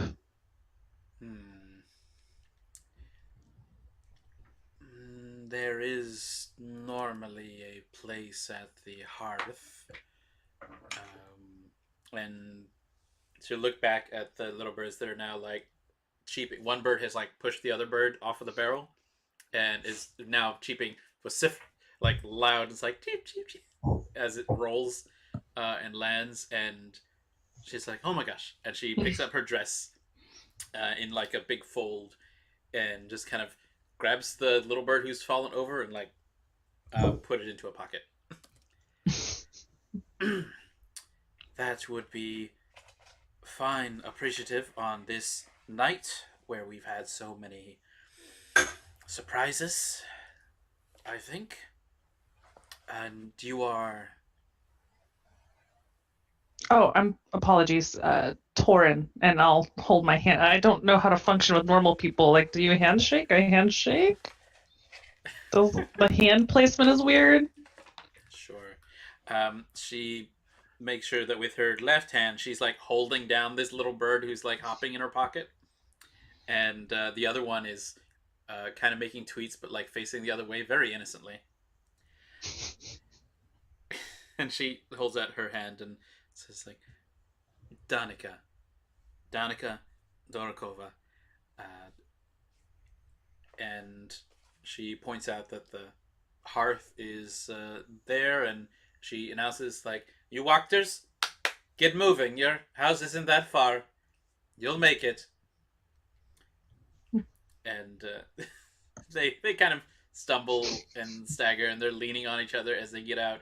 And you hear them say, like, that last song really got me, you know? You think he really went to those places, saw those stars? The stars! Those stars, man! They absolutely stumble out the door. Fantastic. Yeah. Ismark takes the Toren and his bowls of soup up to the bar. Says like, oh, I see you have met. Yes, this is one of my friends. I was telling you, Danica, this is Toren, and I know he's just offered to stand watch here at the inn's hearth. I thought it would be a good idea as well. Ismark kind of nods like, Toren, I'll take second watch, alright? That way it's not just you down here, and that will keep everyone safe. Toren's trying to play this out like he didn't mean he just didn't want to try to sleep in that same room with everyone. But also wanted to be able to keep dibs on everyone. So yeah, no, watch. Absolutely. Absolutely. No one is getting out or in these doors, and Ismark is pointing at the front. Pretty happy. How much wine did he have? He had half a cup. Okay. But he's just very full. He's a lightweight. Yeah. Yes, no, second watch is probably a good idea. And like, I'm going to go upstairs and wash up. I'll see you in an hour. So. And Danica she's one of the owners of here. She says, my rooms are upstairs. I think I'll be turning in. There's more wood for the fire pile just here. At the side of the hearth. Keep the fires going so long as you're keeping watch, if you please. Keeps the inn warm. And I will do my best. Goody. She's going to go up the stairs, and because of the way that the inn is made, you can see the second floor kind of has a catwalk of balconies that lead from the, say, east side of the upstairs all along it, and then it connects with the south side, and then there's, in kind of a U, the last part of the balcony that connects up here on the west side. And you see her walk upstairs, and then she goes all along that east side, passing all the available rooms that they had. I think Ismark and Irina have separate rooms up there. One's on the corner east, and then the bigger room with 4 beds is in the south. And you just see her walk all around that U of a catwalk, and she goes into this like last room on the corner. And as she goes in here, you can basically hear this door close securely, and even hear like a scratch of a lock as she Danica turns a key on there. Wasn't it the room I left Anna in? That's exactly the room you left Anna in. Anna, upstairs. You are in the grips, unless you want to try to escape, of a very large man with a very bushy beard. For Name of the Wind fans, imagine Pat Rothfuss. And it's just of a tall build, broad-shouldered, and a beard solid 2 feet. All right, little bird, where are you from? I'm from Waterdeep, actually.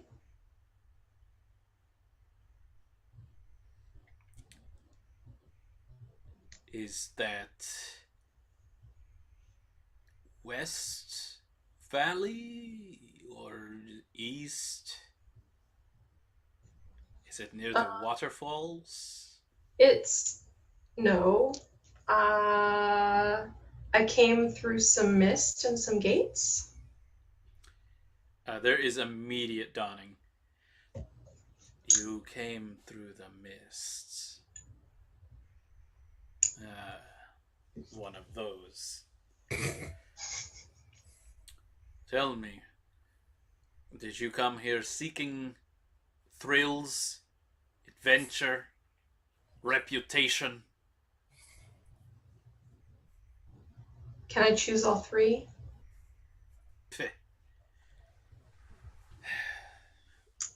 I know you. I have known many like you. How long have you been here in the valley?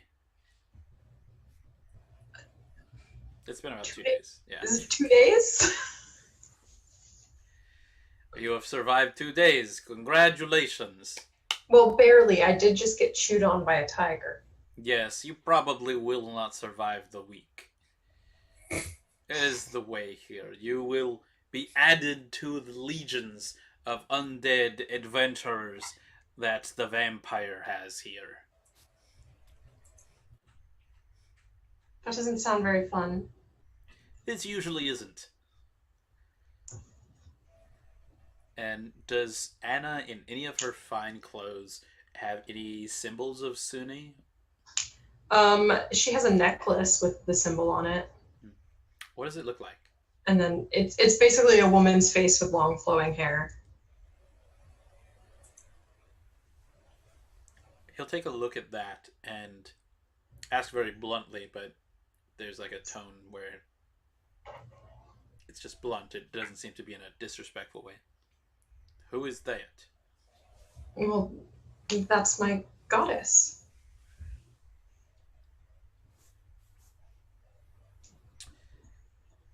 Have you prayed to her for deliverance from this place yet? No, I came here on purpose. His brows absolutely furrowed and furry. Why? Well, I had heard tales of the terror that was this vampire, and I wanted to see him for myself. You came to see the vampire. Well, and hopefully try and defeat him, but I mean, see him would be fine.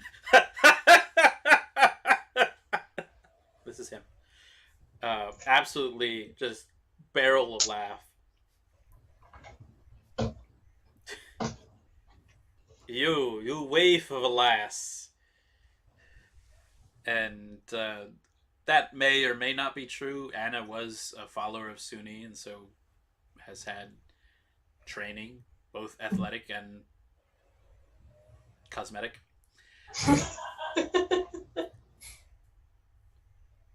What is your... I see no weapons. Are you a They're cleric? downstairs in the room. That's where I left my stuff. I wasn't going to bring it up here.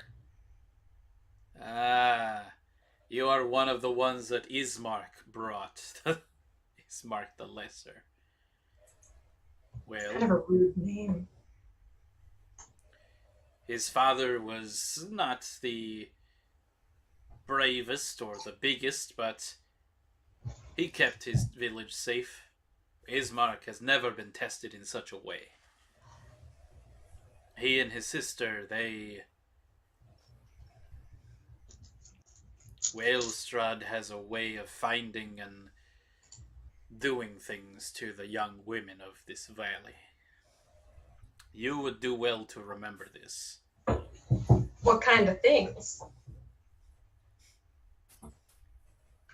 You either become his bride or his lunch. One of the two. And he'll let go of Anna at this point and walk over to the ceiling trapdoor. He'll kind of... There's a handle on it that's really clear at this point. He'll reach over and pick it up. You can see into the room. Danica is the woman at the bar, is downstairs in there. I think maybe you moved into the wrong room, but... I mean, the door was open. Yes, I will be speaking to my staff about that. And he kind of says this a little louder downstairs. Remember what I've said about the vampire, but of this place you can't forget.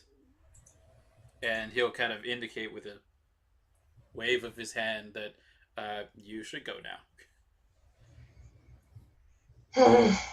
So I can't stay in that bed. Like, I mean, it's really big. There's room for 3. I don't think my wife would appreciate it. I mean, she can sleep in the between us.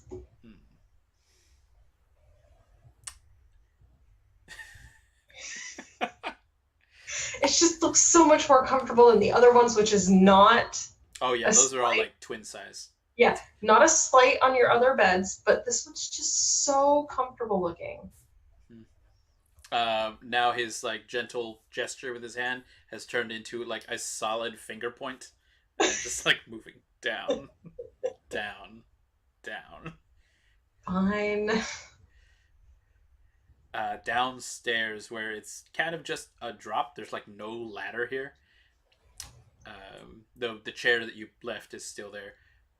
You see the woman from behind the bar. She's there with her kind of a tired expression on her face, but a little tense about it. And she's just watching you, and she has grabbed your bags and things that were left next on the nightstand. And as she's handing that to you, you hear like a little chirp and a peep. And there's absolutely like a little bird in her pocket in the front of her dress. And it's just looking out at you with these little eyes. And you, because you've seen them a lot since you've gotten into this valley, you recognize this as a little raven boy, bird thing. Kids are cute.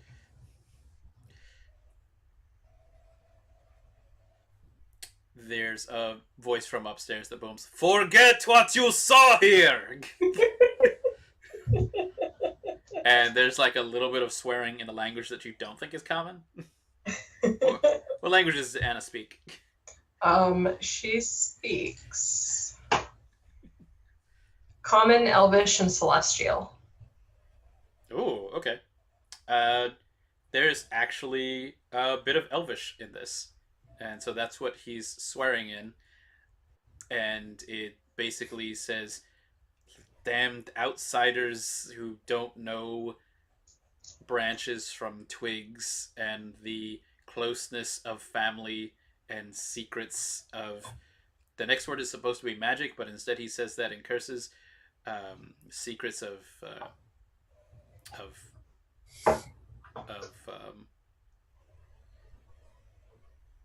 beastmen is the closest that it comes to.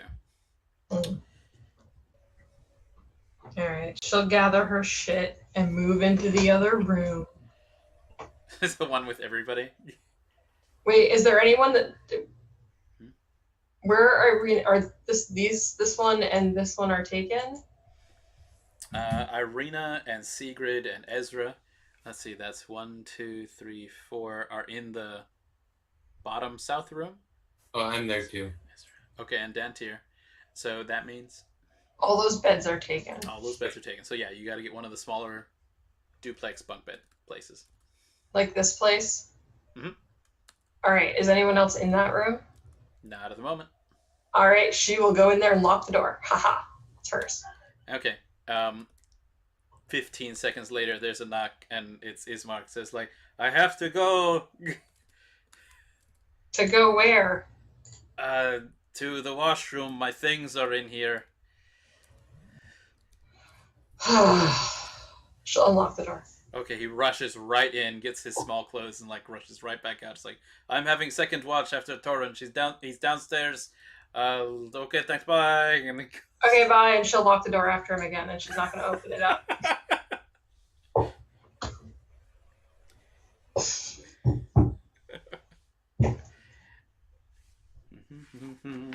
I think after 20 minutes in common washroom, there's like another bunch of knocking at the door.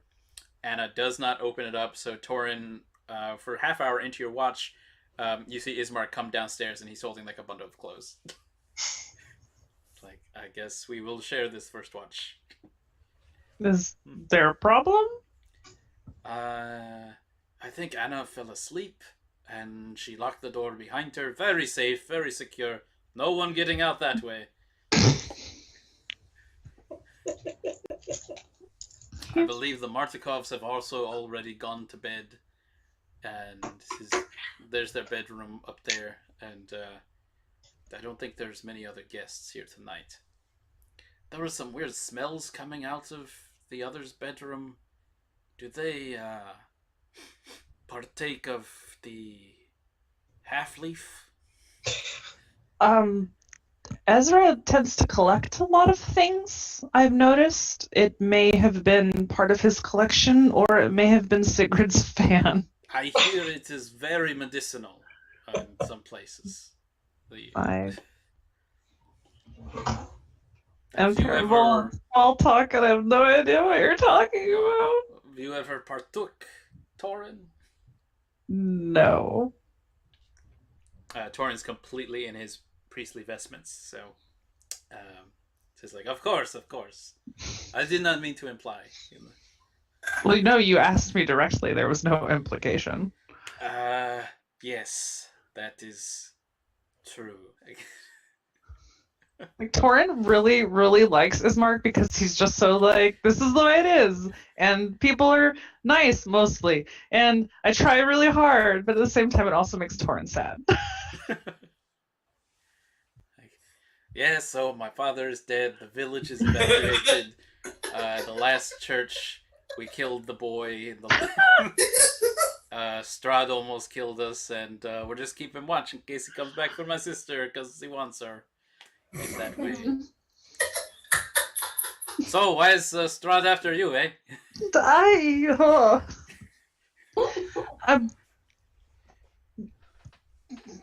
For no reason that will make you feel any less good about the situation. Well, you've survived so far, and he'll raise his cup of wine that is completely filled with water. There is no more left, but at least there's a... This came from like the cleaning, the washroom. Well, we're safe tonight at least. That fence will keep the Not wolves keep out. Strahd out. Not in the slightest. And he like reaches that over for like toast. we're like fist bumping in misery right now. We're so screwed. Like, this is the worst. He says. Go team. Yeah, he does confide in you that there's two modes of thought here in Vallaki. One is from the Baron, who believes that happiness will keep Count Strahd away. That explains so much. Yeah, and that happiness is mandatory. Fun is the law in Vallaki, and so they have a festival every 10-day. The next one's the Blazing Sun. It's not tomorrow, but it's the day after. That they should. The lady Baroness said that they were going to start putting up tents tomorrow. Have something go special on in the square. He says, so that's the Baron. They say that's what keeps Vallaki safe besides their wall, but he'll confide in Toren that they really came here for protection for the church. That church has never been breached by any of the undead. Their father always told them that if they ever had to run for their lives, to run for the churches in Vallaki, which is St. Andrew's Church, or the church in Kresk, the abbey, his father called it. That it was much larger, but it was farther away by a couple of hours. That his father had never placed a lot of faith in Father Donovich back in Little Barovia. And, well, oh well, he says. It kind of works out. He thanks you for helping to keep watch this night, and that they should be safe here in the church. And he asks, what are you going to do? I don't know where along the way my brother decided that our job here was to try to take on the lord of this land, but I need just to get them out of here. Yes, that sounds much less like suicide. Agreed. I don't. He'll raise up his glass again. Siblings, I could not get Irina to put down her sword after she took her lessons. She seemed to be defending the village and the entire valley from every squirrel, rat, or vole that came across the yard. Like she could take on anything just because she had a pointy stick.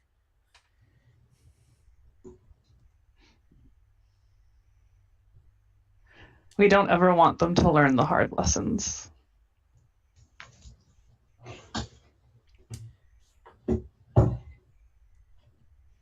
And he will ask, because he's now seen Toren's eyes light up like once when they were outside of the windmill.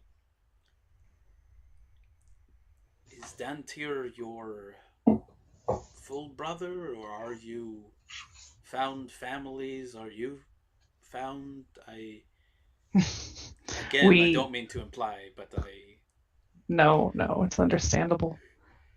Given what you've seen. No, we share the same father, but not the same mother. Was she the, or he the, and he'll kind of point at your ears. He was. Has anyone ever told you that you look like dusk elves? Not until a few days ago. I have not met many other elves, except for the few that were here in the valley, and the ones from the tales either are of tanner skin or lighter ones, and I thought that these were generally of the tan sort, but you and Dantiir, you have of the same shade. Is that important? Is that significant here? I'm not sure I understand. How old are you? I'm 40 I am. and I look 25. I am 25, and I think after tonight I'm going on 40. It was my understanding that the Dusk Elves had lost all of their partners. There was some, my father said, a problem, a upsetting thing that they had done to the Count, and he punished them by killing all of their partners, such that every who was coupled were split. I just, we have not heard of elf children in the valley for many years. And Wow. you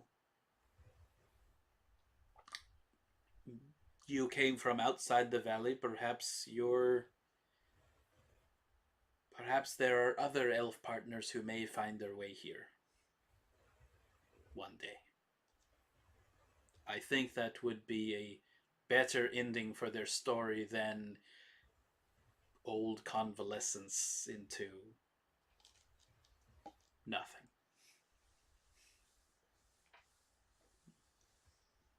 Strahd claims that my father fled from this land. And he also claims to have him, but that doesn't make any sense because my father died outside the valley. Outside. There were rumors of this, that on the day of storm, and there were rumors that some left the valley at about a time of about a year ago.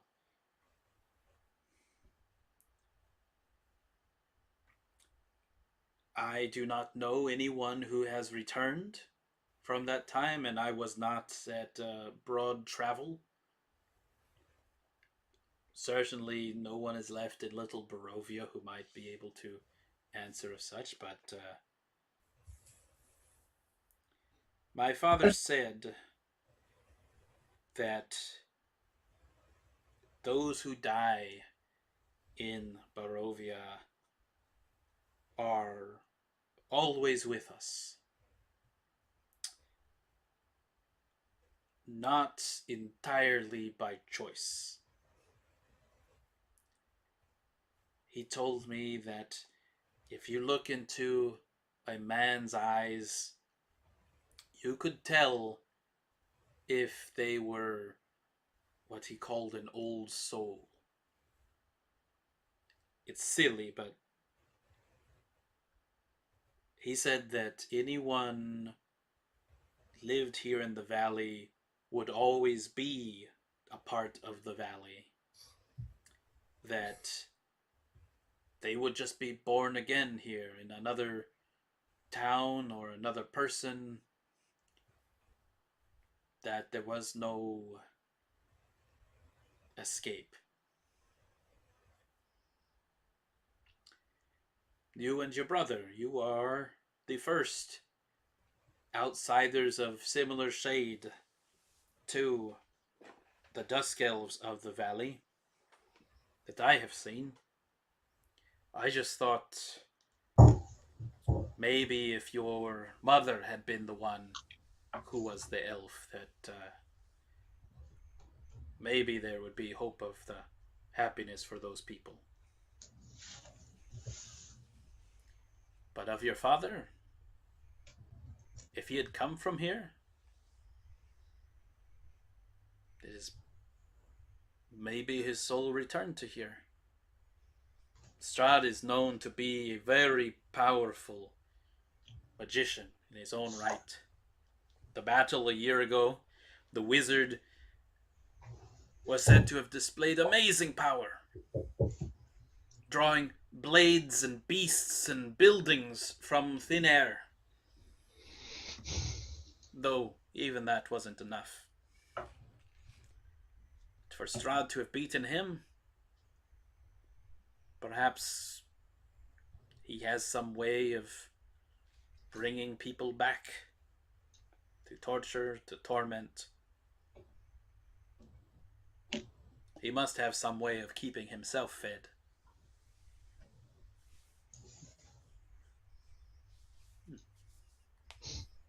Ismar's going to pass out at that point. He's been by the hearth too long, and the towel that he did bring down and his extra clothes, he's been kind of propped up as a pillow. But the hearth is so warm.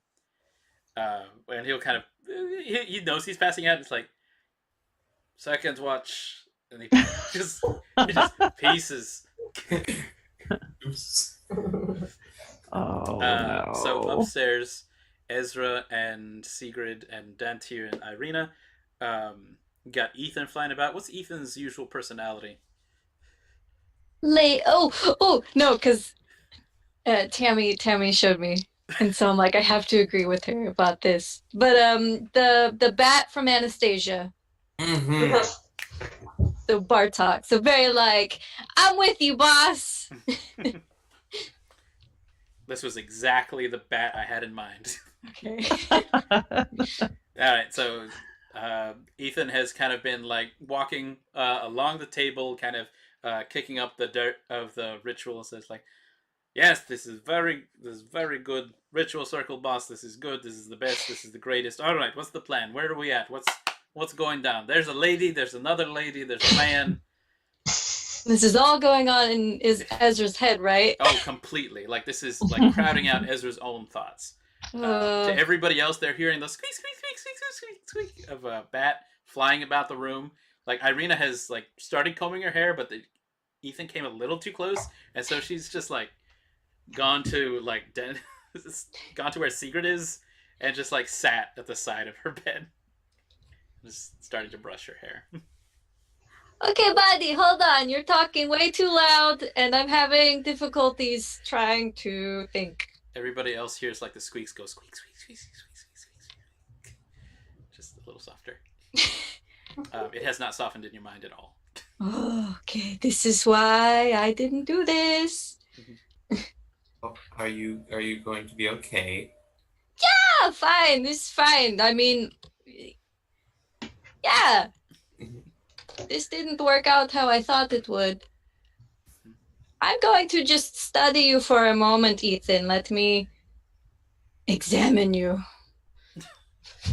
He goes squeak, squeak, and just like lands in front of you, like sits. However I can sit. Yeah. It just like sticks its legs out. It's Like- just like, This is not as comfortable a rest as I usually have. There's usually like a plump bottom and things, but there's more of a tailbone situation.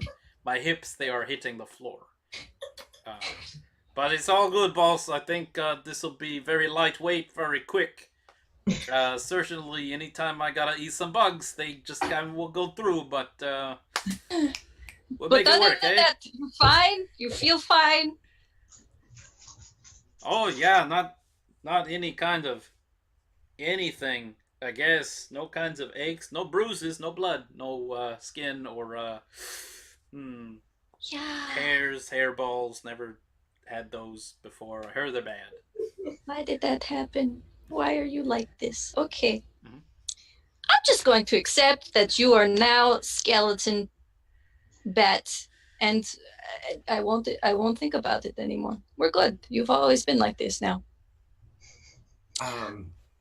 So my brother, I don't know if you know this about him, but he's kind of not the biggest fan of the undead. Oh, it's a Kellen War thing. I know. Uh-huh. This will be fine. He didn't kill Victor's cats, so he probably won't kill Ethan. Mm-hmm. Ezra's got like a Kellenvor bookmark. Yeah. I just, I want you to prepare that he may not be the most excited. Oh, he'll love Ethan. It's great. At this point, there is like a couple of heavy footsteps outside in the hall, and then there's like a strong knock at the door. Is there a peephole? Nope. Okay. You can still listen at the door, though. Yeah, no, Who is it? and I'm gonna like walk near to the door, to listen closely. Innkeep. Dantiir, you hear basically the breathing of like one person, but seems like a large person. I'm gonna open the door a little bit just to peek through. There's a very large man standing there in like night clothes almost. It's like a softer version of what people would wear to go out. So like a night clothes version of traveling clothes. But it's got a very voluminous beard with 2 gray streaks in it. And he is holding almost a hand lantern. It's close, and the only light otherwise behind him is coming from the hearth downstairs that's still running warm. Hi. Good evening. Just checking in on you travelers. And he holds the light up so that he can kind of get a better see in the room. I'm still like this much door Okay. Dantiir kind of like maybe stands up a little bit. Just like, yeah, we're all fine in here. Thank you very much. Ethan just turns his skelly head. It's like, hey, look, it's that guy. It's a man out there. Like, are you all right in here? I mean, really, who's all right? That's a very, very loaded and deep question. I mean, probably for what you're asking, yeah. But is Anna in here? No. Ah, so you know her. Yeah, she traveled with us. That's a trick question.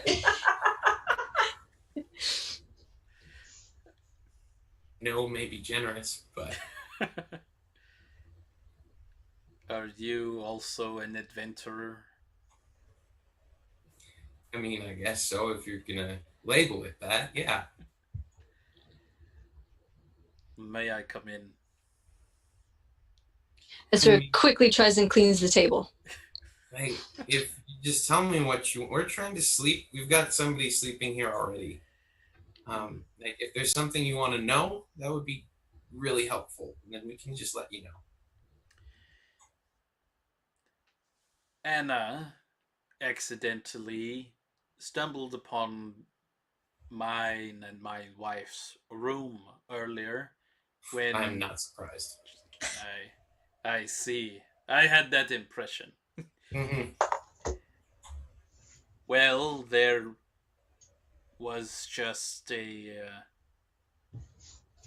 seemed to be something else was left behind other than her things. Thought there might be her partner maybe had left something here. We can hold on to it.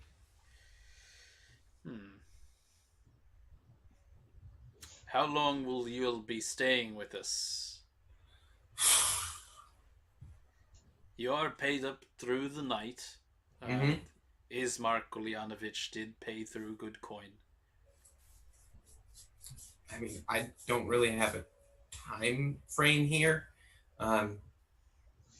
No offense to this place, or to you, or to your inn, but ideally, I'm home in like the next 3 days, but I really doubt that that's going to happen. Anna said her home was Waterdeep. Is this also your home also? Me personally, no. I mean, kind of. It's a really long story. He But holds up a hand. It's like, it's all yeah. right. You are from outside the valley also. Mm-hmm. Yep. He gets like a very crestfallen look on his face. I'm sorry? Yes, I am as well. Yeah. I mean, believe you me, buddy, if it was up to me, I wouldn't be here.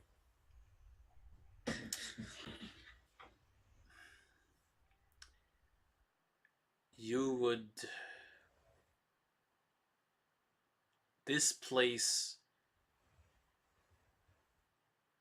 You will be safe here in the Blue Water Inn. I do swear this on my... And he kind of reaches over with his free hand that's not holding the lantern, and there is something of a crest. It's like simplified on his night clothes. Mm-hmm. I swear it by the Martikov family. You will be safe here. We have watch and but you will not be safe in this valley.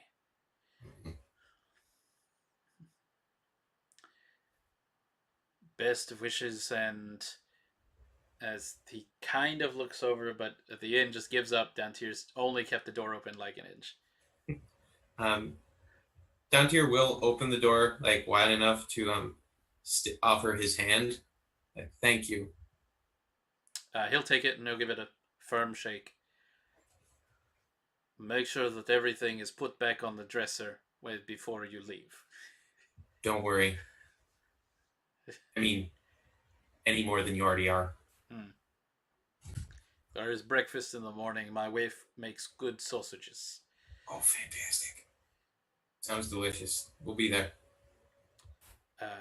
You might not want to be in town for the Festival of the Blazing Sun. Are you sure? Because it sounds like a big deal. It is, and attendance is mandatory, happiness is mandatory. Is that as awful as it sounds? It is just constant. But there is not very much leniency for discretions. And as visitors, I would not want you to be caught up in any of the peculiarities of our burgomaster. Understood. You saw the stocks as you came into town, yes? Yes. They are not decorations. Fun is mandatory, and happiness is, as the burgomaster says, happiness is so that all will be well. We are used to it. I would not want to enforce it upon the rest of you.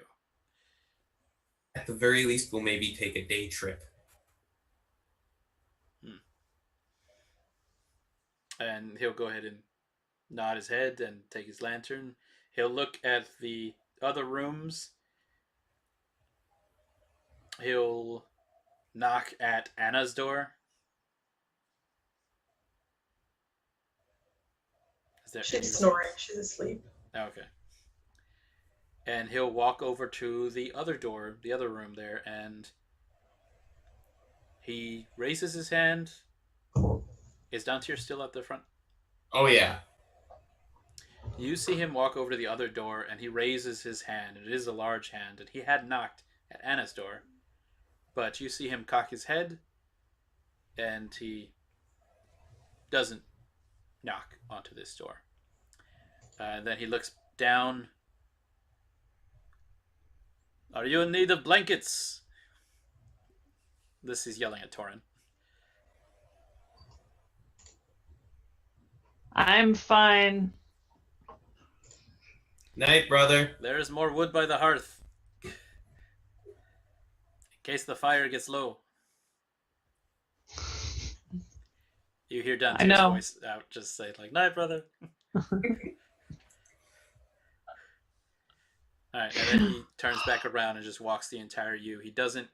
Dantiir, you know that Van Richten's room is next to yours at the corner of the hall.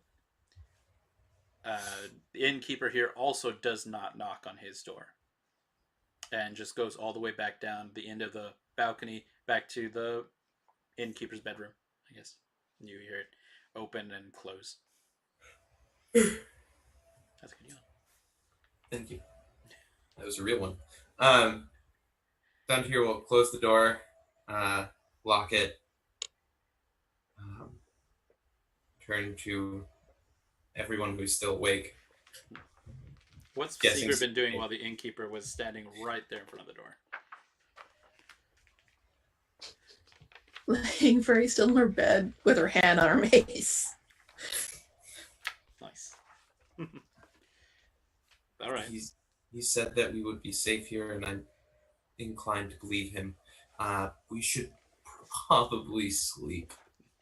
Actually sleep. That happens occasionally. And he will head to one of the unoccupied beds and go to bed. Nice. He's gonna sleep. Let's see. Segrid, you ran out of the room. Dantiir, you had been at the front. So Dantiir's going to sleep. What's Ezra and Ethan doing?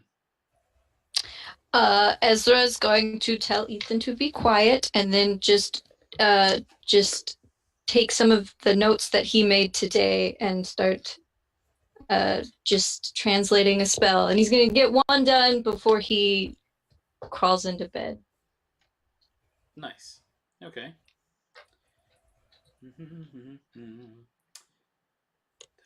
That. Then Anna's snoring. Toren's downstairs. I was going to say Irina's going to turn in too. What's Segrid doing?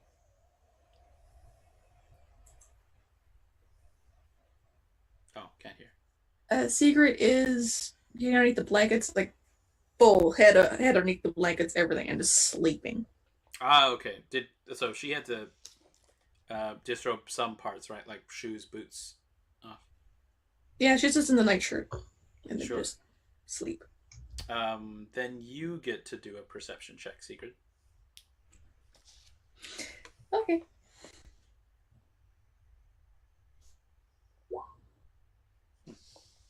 $14.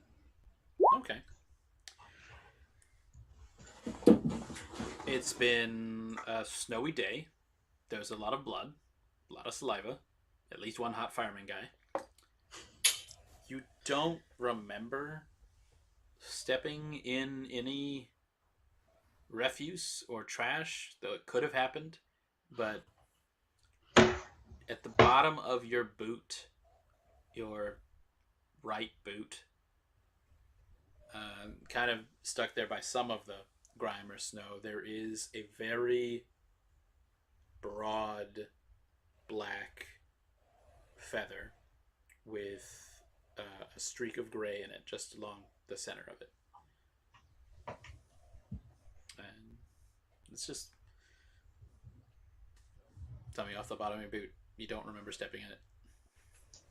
I'm gonna take it and just probably just put it in my bag in one of like the pouches where I can keep some of the keep it dry, like my important things. It's nice. Could be used as a quill later, that sort of thing. There is otherwise Toren, if you could do your perception check for that watch of the night. Absolutely.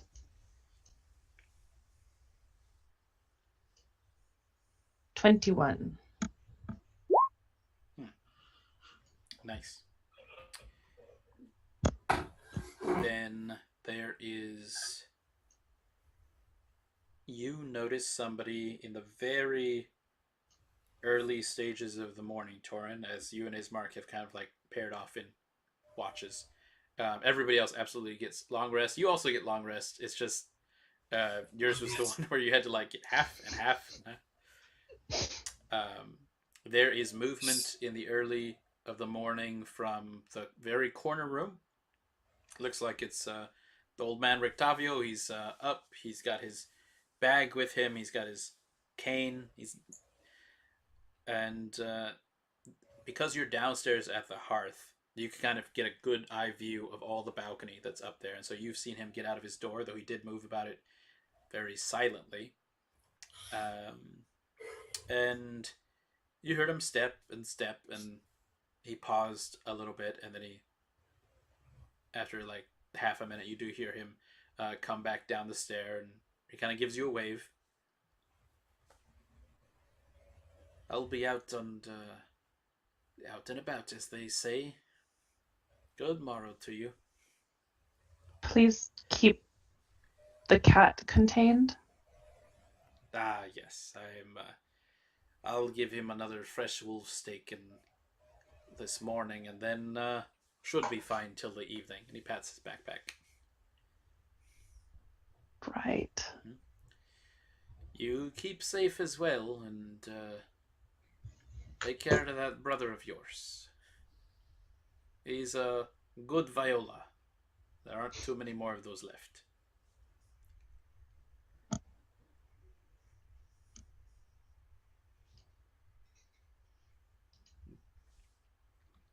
Oh, and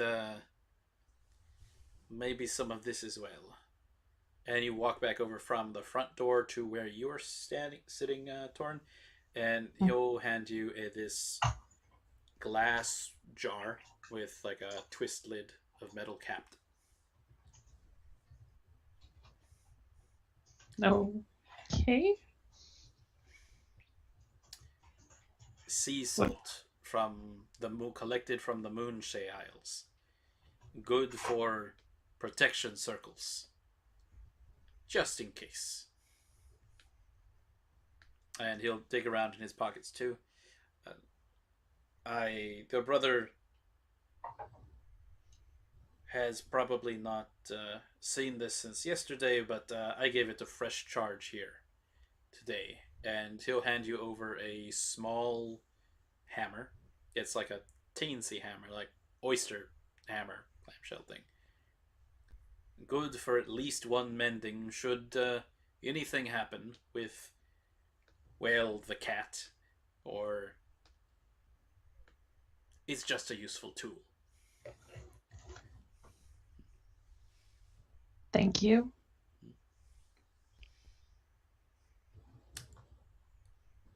Tomorrow, they'll be setting up the tents today for the Festival of the Blazing Sun.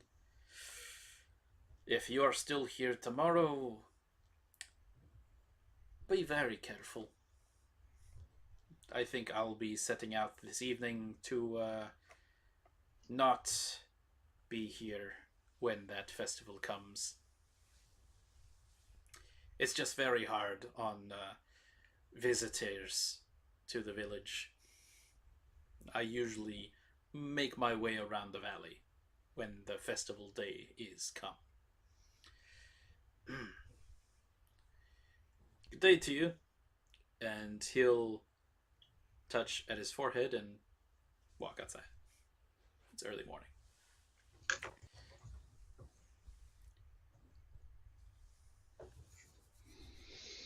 I don't know what to do with this salt. This is the thing. I'll just tuck it away for now. I don't know how to use the salt. Nice. And a little hammer with one spell of mending on it.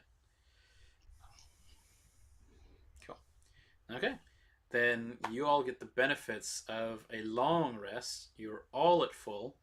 It is the day before the Festival of the Blazing Sun. And it is probably just something that happens every so often.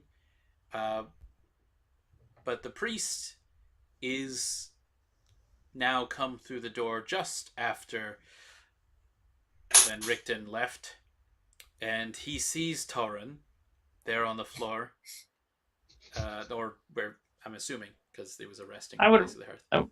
would have stood up to interact with Van Richten. Oh, sure, okay. I burst in, and it's like, you are a cleric of something.